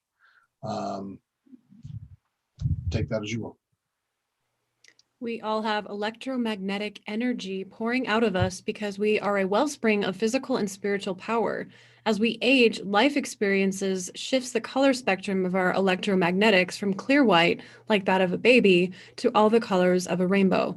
And so each torrent of electromagnetic current surrounding each human being is of a unique color signature based on experience, life attitude, and the surrounding environment. Our electromagnetic energy can be magnified when experiencing pleasure, but it's especially charged when we experience pain. When a human is under greater and greater levels of physical pain, the electromagnetic energy coming off the body intensifies. More pain means more available electromagnetic energy. And I'm just going to move right to 24 because they're kind of tied together. And now we land smack dab in the middle of it, Loosh, which we've already pretty much covered. Yeah. The energy that the fourth dimensional beings feed on, taken directly from us. They want the pain-induced loosh because it satisfies their hunger. Just like we transform physical elements like bread and water into mental energy, these fourth dimensional beings transform our electromagnetics into fourth dimensional loosh. Loosh is a slang term for electromagnetics as food in a usurping, raping sense. Lucifer and its minions are extremely attracted to electromagnetics because we contain natural earth energy while holding a large potential of consciousness. Children are most desired because they carry the purest loosh. The longer a child can be kept alive under greater and greater levels of pain, the more loosh can be pilfered from the child. The most amount of pain for the longest period of time is attempted, as this increases adrenaline load and electromagnetic output. That's why physical torture is an essential part of the satanic ritual. The sacrificing agent must be brought to a high energy output to satisfy Lucifer. Think of humans in terms of the commercial production of meat when attempting to grasp how they see us. We are merely cattle to them. Yeah, and it's one of the reasons why you'll hear about, some of these satanic ritual abuse covens or cults that will have victims for a certain amount of time, and they'll reuse them and then ultimately discard them because they sort of wear out. They can only produce that much energy, that high level of energy, for so long before they just burn out, and those, and they become useless. Man. And guys, this is in our popular culture. Like Joel and I were talking about last night. I mean, I don't know if you guys have seen the Netflix presentation of Dark Crystal. What was it, like the age of I had it written down, the age of resistance. So what do the Skeksis do to the Gelflings, to the children? They zap them and drain them of essence, and then they drink it for power and to get high, basically. Yeah. I never saw it or put it together. Yeah. My daughter wanted to watch that, and we made it through about 15 minutes of the first episode, and I was like, no, not anymore. No. And she was like, Dad, what is this show? She thought it was going to be like the Muppets. Right. Another great example is anything Stephen King has written. Stuff like It is a great example. Dr. Sleep is about as blatant of a manifestation of this stuff as you can get. I mean, the slide you just read is the outline of that whole story. Annie the Hat is torturing kids and telling them, man, well, this is how we get the best, light out of you, shine out of you. So you understand. Right. And think about Monsters, Inc. What do they do? Yeah. They generate energy from children's screams. Yeah. Yeah. Yep. So it's out there. Plain sight. Yeah, we're getting there. It's we only have about 5 slides to go here. So Loosh is the fourth dimensional equivalent to adrenochrome, derived in the same fashion from the same sources from the same reasons. Children provide the purest and most powerful Loosh. This is why they are so desired for sacrifice. Consider an abortion clinic a Loosh factory. If we could detect these beings, I'm sure they swarm each and every abortion clinic out there. Yeah. Youngest, most terrified, perfect storm. And I'm sure that some of the mothers are, producing their own fear in there as well. Yeah. Now we get to the rough ones. Slide 25 describes in detail the ultimate act of harvesting adrenochrome. And I'll read this one if you guys want. Okay. That's fine. So you don't have to. Not much I can or want to add to that other than to comment that on the 30 million practitioners number, that is a full 10% of the population, 1 in 10 people. Man. Ultimately, that means that somebody who has participated in this behavior, possibly several. If that isn't enough to turn your stomach, I don't know what will. Thinking back on people I have known in the past, I can imagine a couple. And I think if we all frame our thought processes correctly, we will be able to come up with some people in our past or even maybe in our present that could be potentially possible, party to this. And maybe they're good enough narcissists that we don't. Okay, here we go. A fully possessed, experienced, skilled witch can keep a child in unfathomable pain for extended periods of time before the child finally passes out or physically succumbs to exhaustion and dies. By providing a living child to Lucifer as a sacrificial gift and bond, worldly power is bestowed to the witch. As the child is dying, their blood is drank by the witch. The ultra-fresh, warm blood of the child provides an enormous physical energy boost, enormous sexual arousal, large volumes of anti-aging constituents, and a massive drug pleasure state similar to heroin. This is all due to the massive adrenochrome, sympathetic biology, flowing through the blood of the child due to the pain they endured. Often Luciferian rituals climax the moment just after the child is murdered. All participants share in the blood drinking, and a huge group orgy commences. It doesn't get more disgusting than this cult, folks. You're going to be exposed to a group who has made human deception, torture, and consumption a lifestyle. They are everywhere. Mark Passio, a former satanic priest, claims the number of these lunatics in America tops 30 million. Jeez. And somebody was commenting in earlier in the chat that Mark Passio is an excellent resource for natural law and stuff, and he would know. And I'll read 26 as well. Okay. 26 is the over descriptive one, but the last sentence holds a real humdinger that I will expand on greatly. The greater the pain being endured, the more adrenaline is manufactured by the adrenal glands.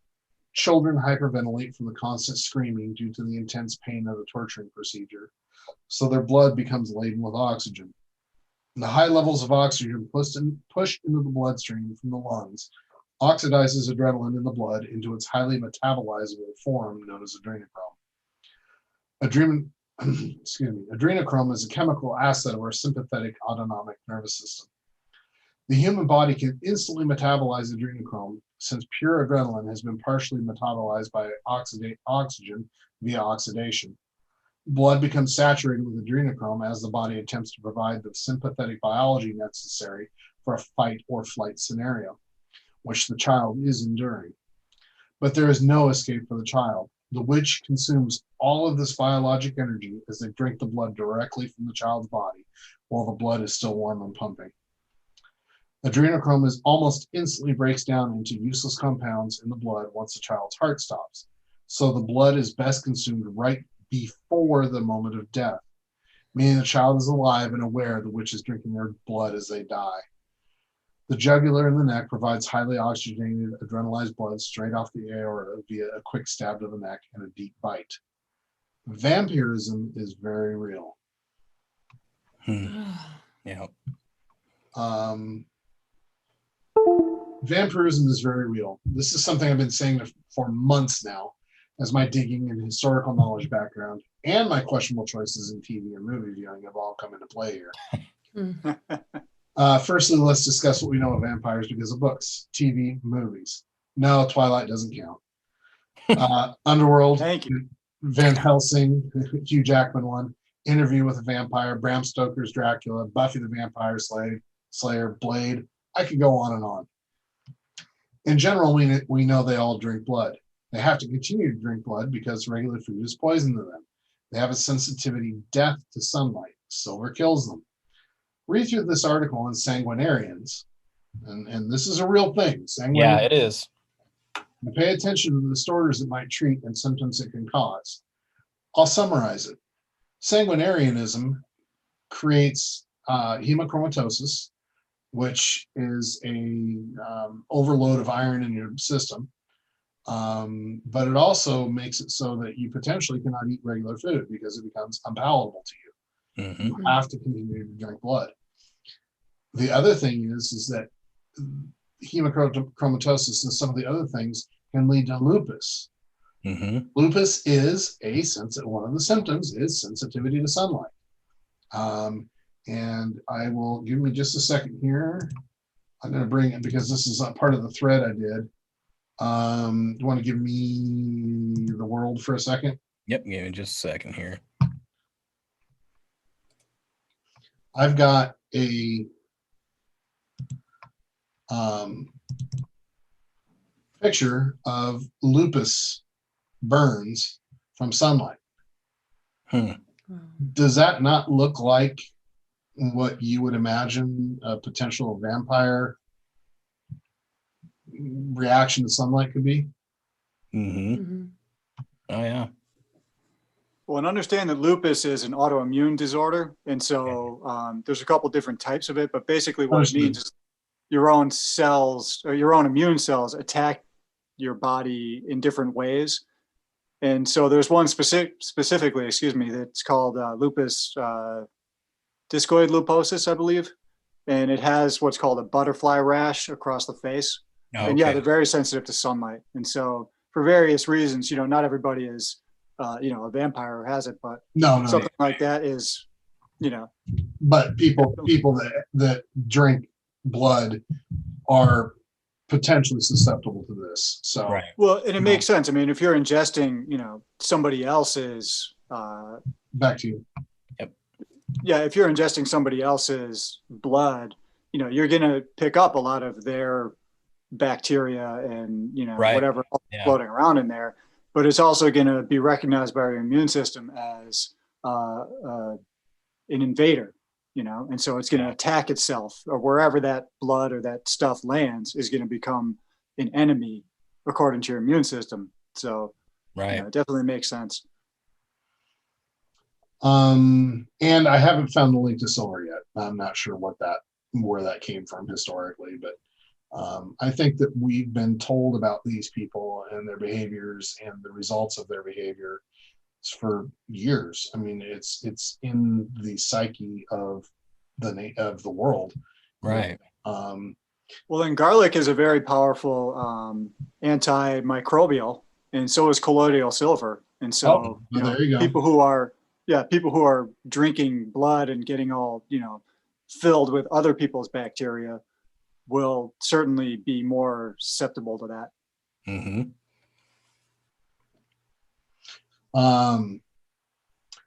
Now let's move on to something else that's a little kind of strange, but we'll touch on it because I think it's important.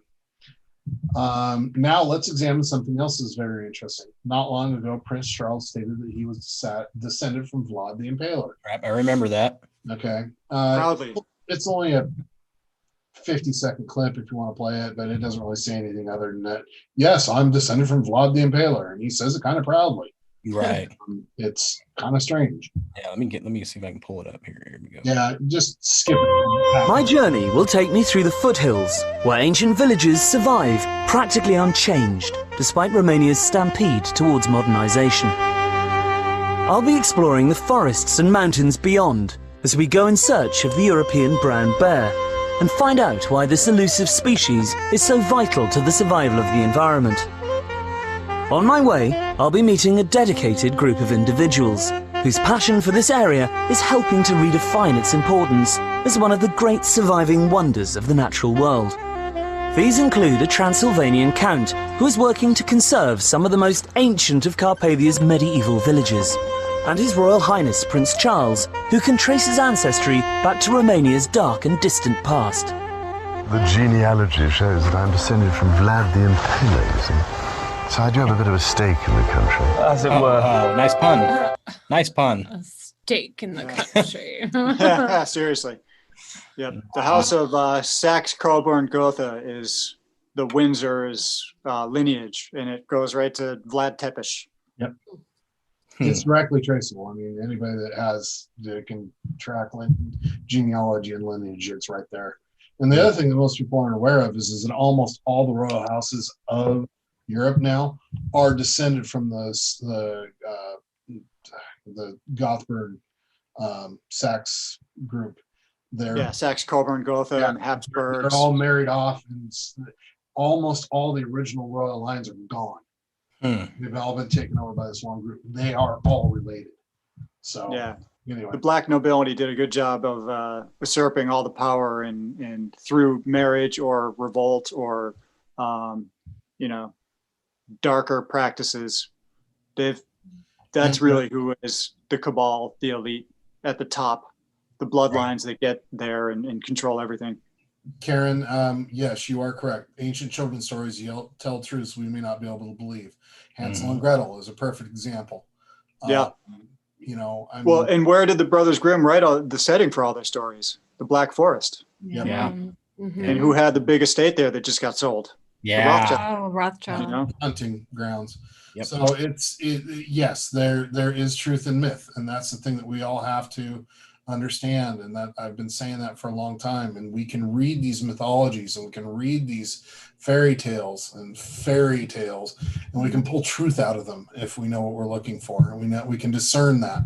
And when you start looking at the big picture, it all starts fitting together and making sense. Yep. So anyway, there was a story. Oh, sorry. Go ahead, Kerry. I was just going to say there was a story in my 9th grade English anthology about a man who was drugged and taken to an island and was hunted by elites. Yeah. In my 9th grade English book. Yeah. That's pretty light reading. Yeah. Not students. Great indoctrination. Right? Yikes. So back to the thread. Vlad the Impaler is, of course, the inspiration for Dracula. Transylvania is in Romania, where Vlad ruled. He is also known for his brutal ways of dealing with enemies, hence the Impaler part of his name.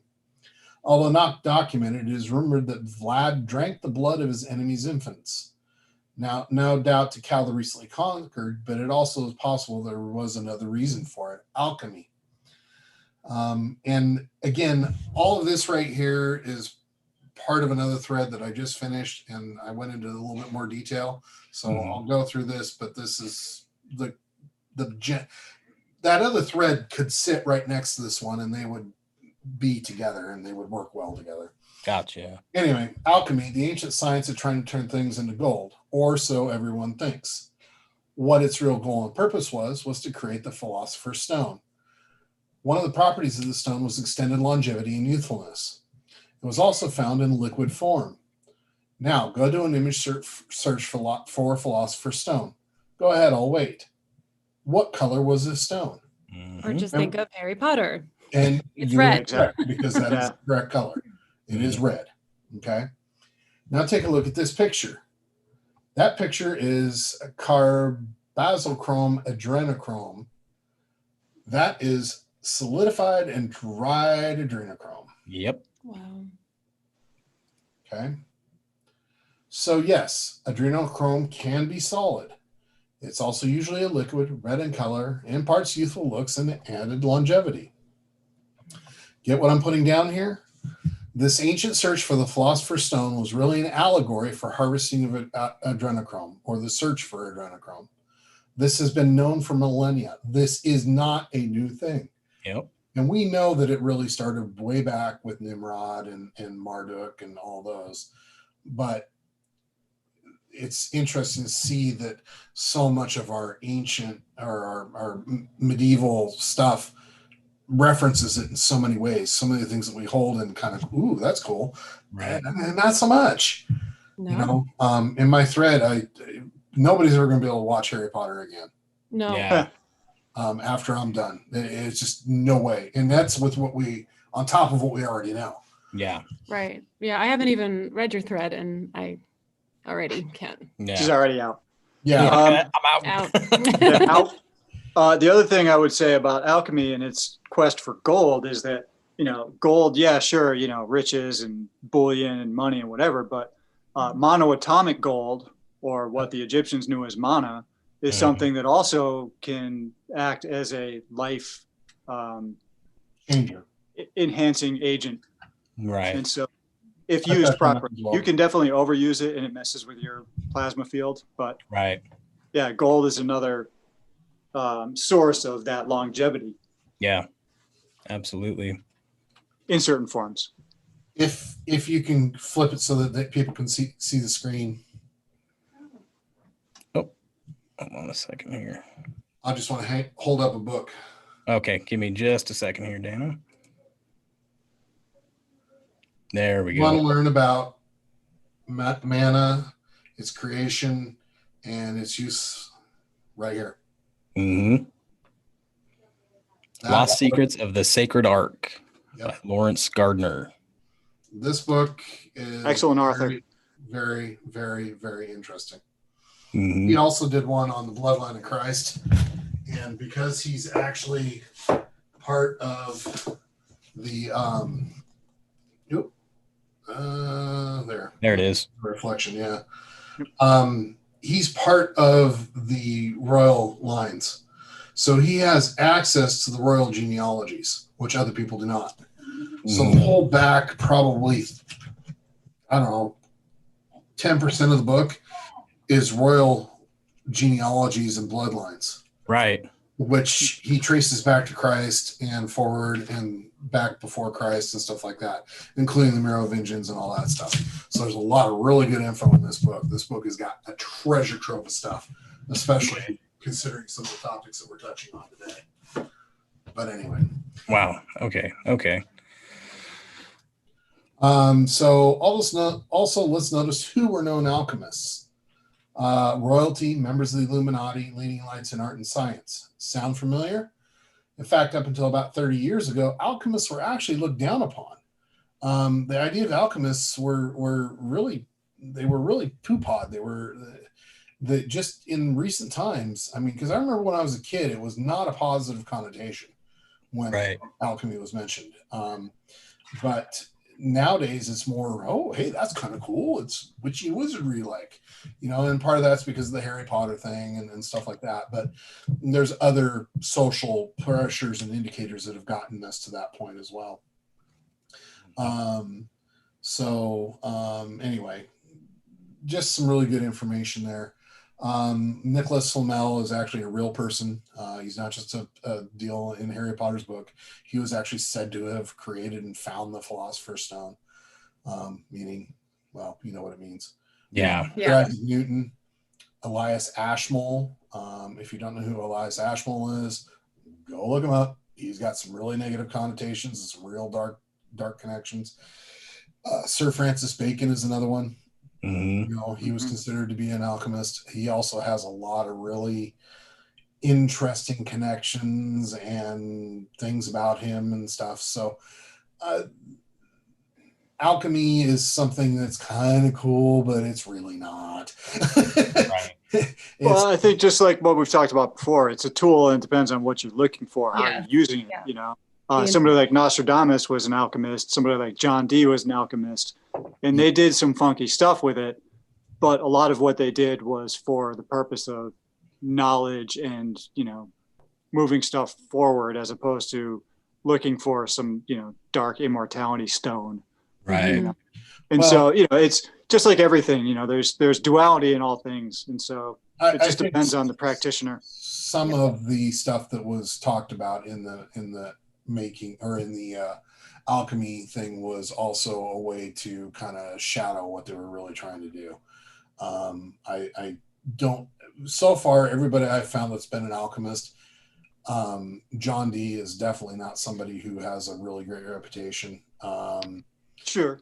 You know, I mean, these are all people that have some really dark connections and dark connotations.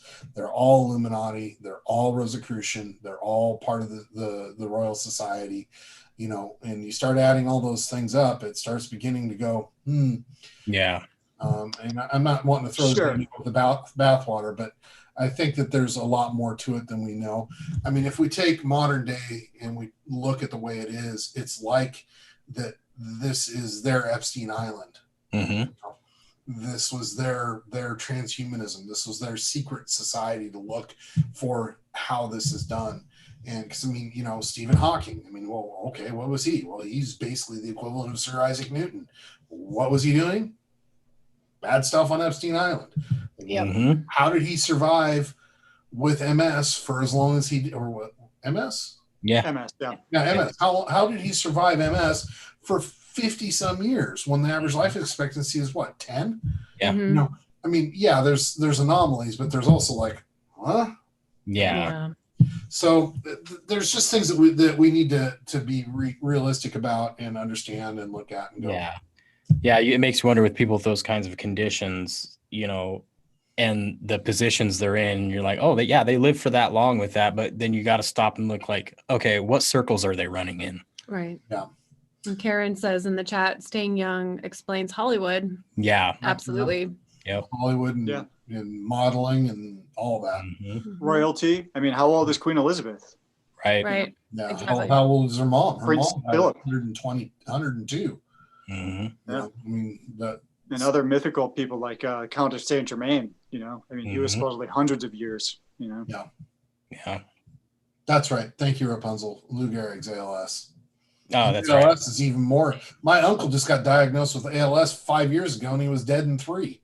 Yeah. I mean, Hawking makes it 50 years. Yeah. You know. So anyway, back to our thread. Most of this information about its history has only come to light recently, and I wonder why. With all that said, it's entirely possible that Vlad was knowingly drinking the blood of babies for the adrenochrome. And we have a known pedo, Prince Charles, pretty openly admitting he's a direct descendant. Too many coincidences here. If you look at that picture, the nose, the eyes, I mean, it's there. Yeah. Yeah.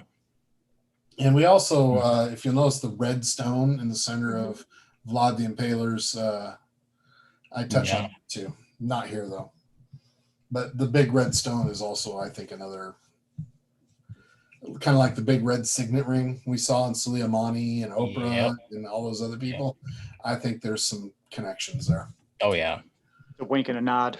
Yes. Mhm. I'm part of the club. See? Yeah, exactly. Slide 27. I'm going to sum this one up with a word that I've based all my life around. Introspection. Learn and embrace yourself. all of it, even the darkness. Learn to cope with it. Learn to deal with it.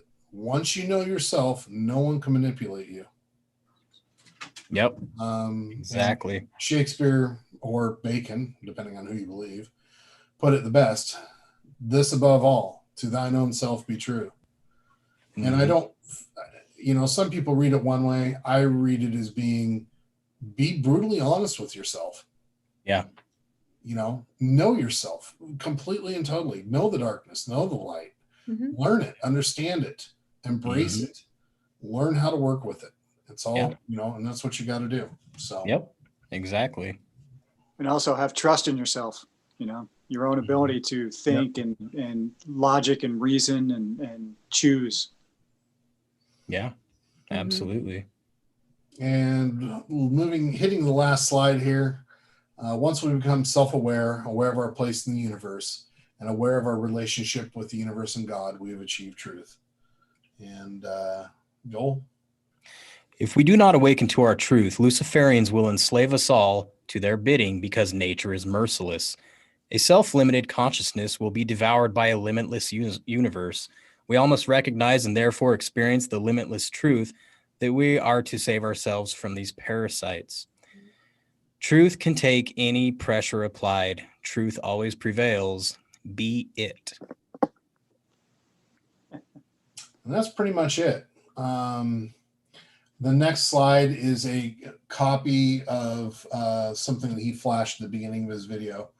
Again, I think it's available at that place that Damon talked about earlier. Yeah, deepstatemappingproject.com. Yeah, that one. Okay. Yeah. This is an old one. It's been around for a little while.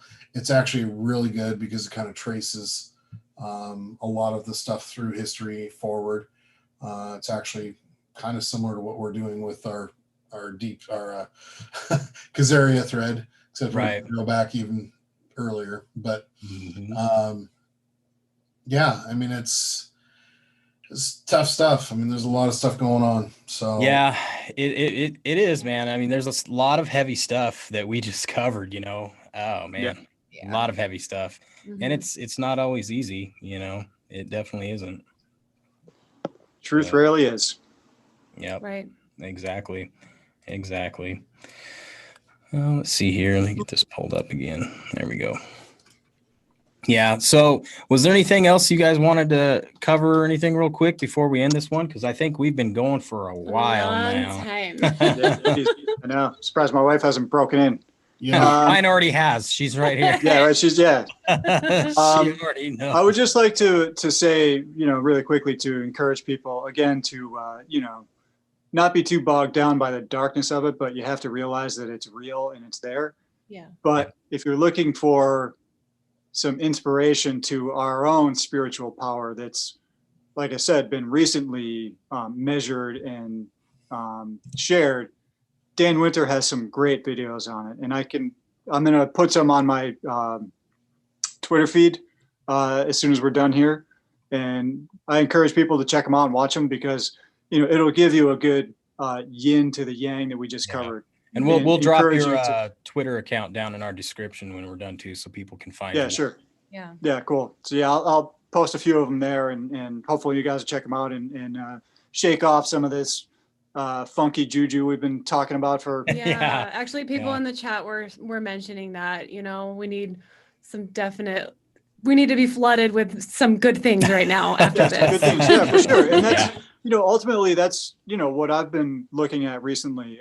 It's just the spiritual physics side of things that's being rediscovered. Yeah. It's something that's been known and shared, and that's why I say that the subversion that happened millennia ago is so profoundly hampering to humanity's ability to move forward in a way that's constructive. And we need to have this awakening and shake off this parasite, infestation to really move forward to embrace what we are, and what we truly can be to get that full potential. And so it's there, that knowledge is there. And it's actually for the, more logical, scientific people like myself, it's something that I've found very hopeful, inspiring, is to see what it really means to have a soul, to be self-aware, to transcend this stuff, and why we would be so valuable to something that feeds off of electromagnetic energy, you know?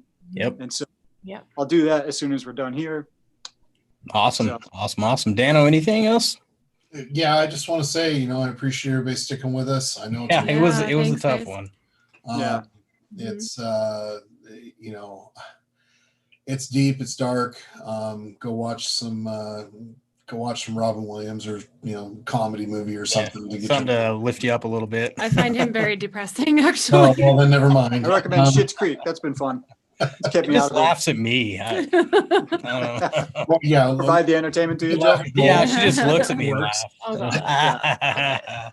All right. Well, thank you guys so much for being here today and Yeah. sharing your you knowledge for with having me. us and with everybody. And Absolutely. we really appreciate you taking this amount of time on your Sunday to Yeah. be here doing this. Yep. And So- to all of our patriots that are here, guys, Yes, thanks thank for you guys spending it so with us. much. Hopefully you guys gleaned some good information from that, because it was a pretty heavy subject, but Yeah. it's stuff that has to come out to the light. You know, we have to know this so we know how to combat it. You know? Sunlight is the best disinfectant. Yep, Absolutely. absolutely. So I guess, Damon, since you're here, brother, do you want to see us out? Sure. Where we go one, We go all. Love you guys. Good night, Thank you, guys. Patriots. Thank you for Take being care, here with us.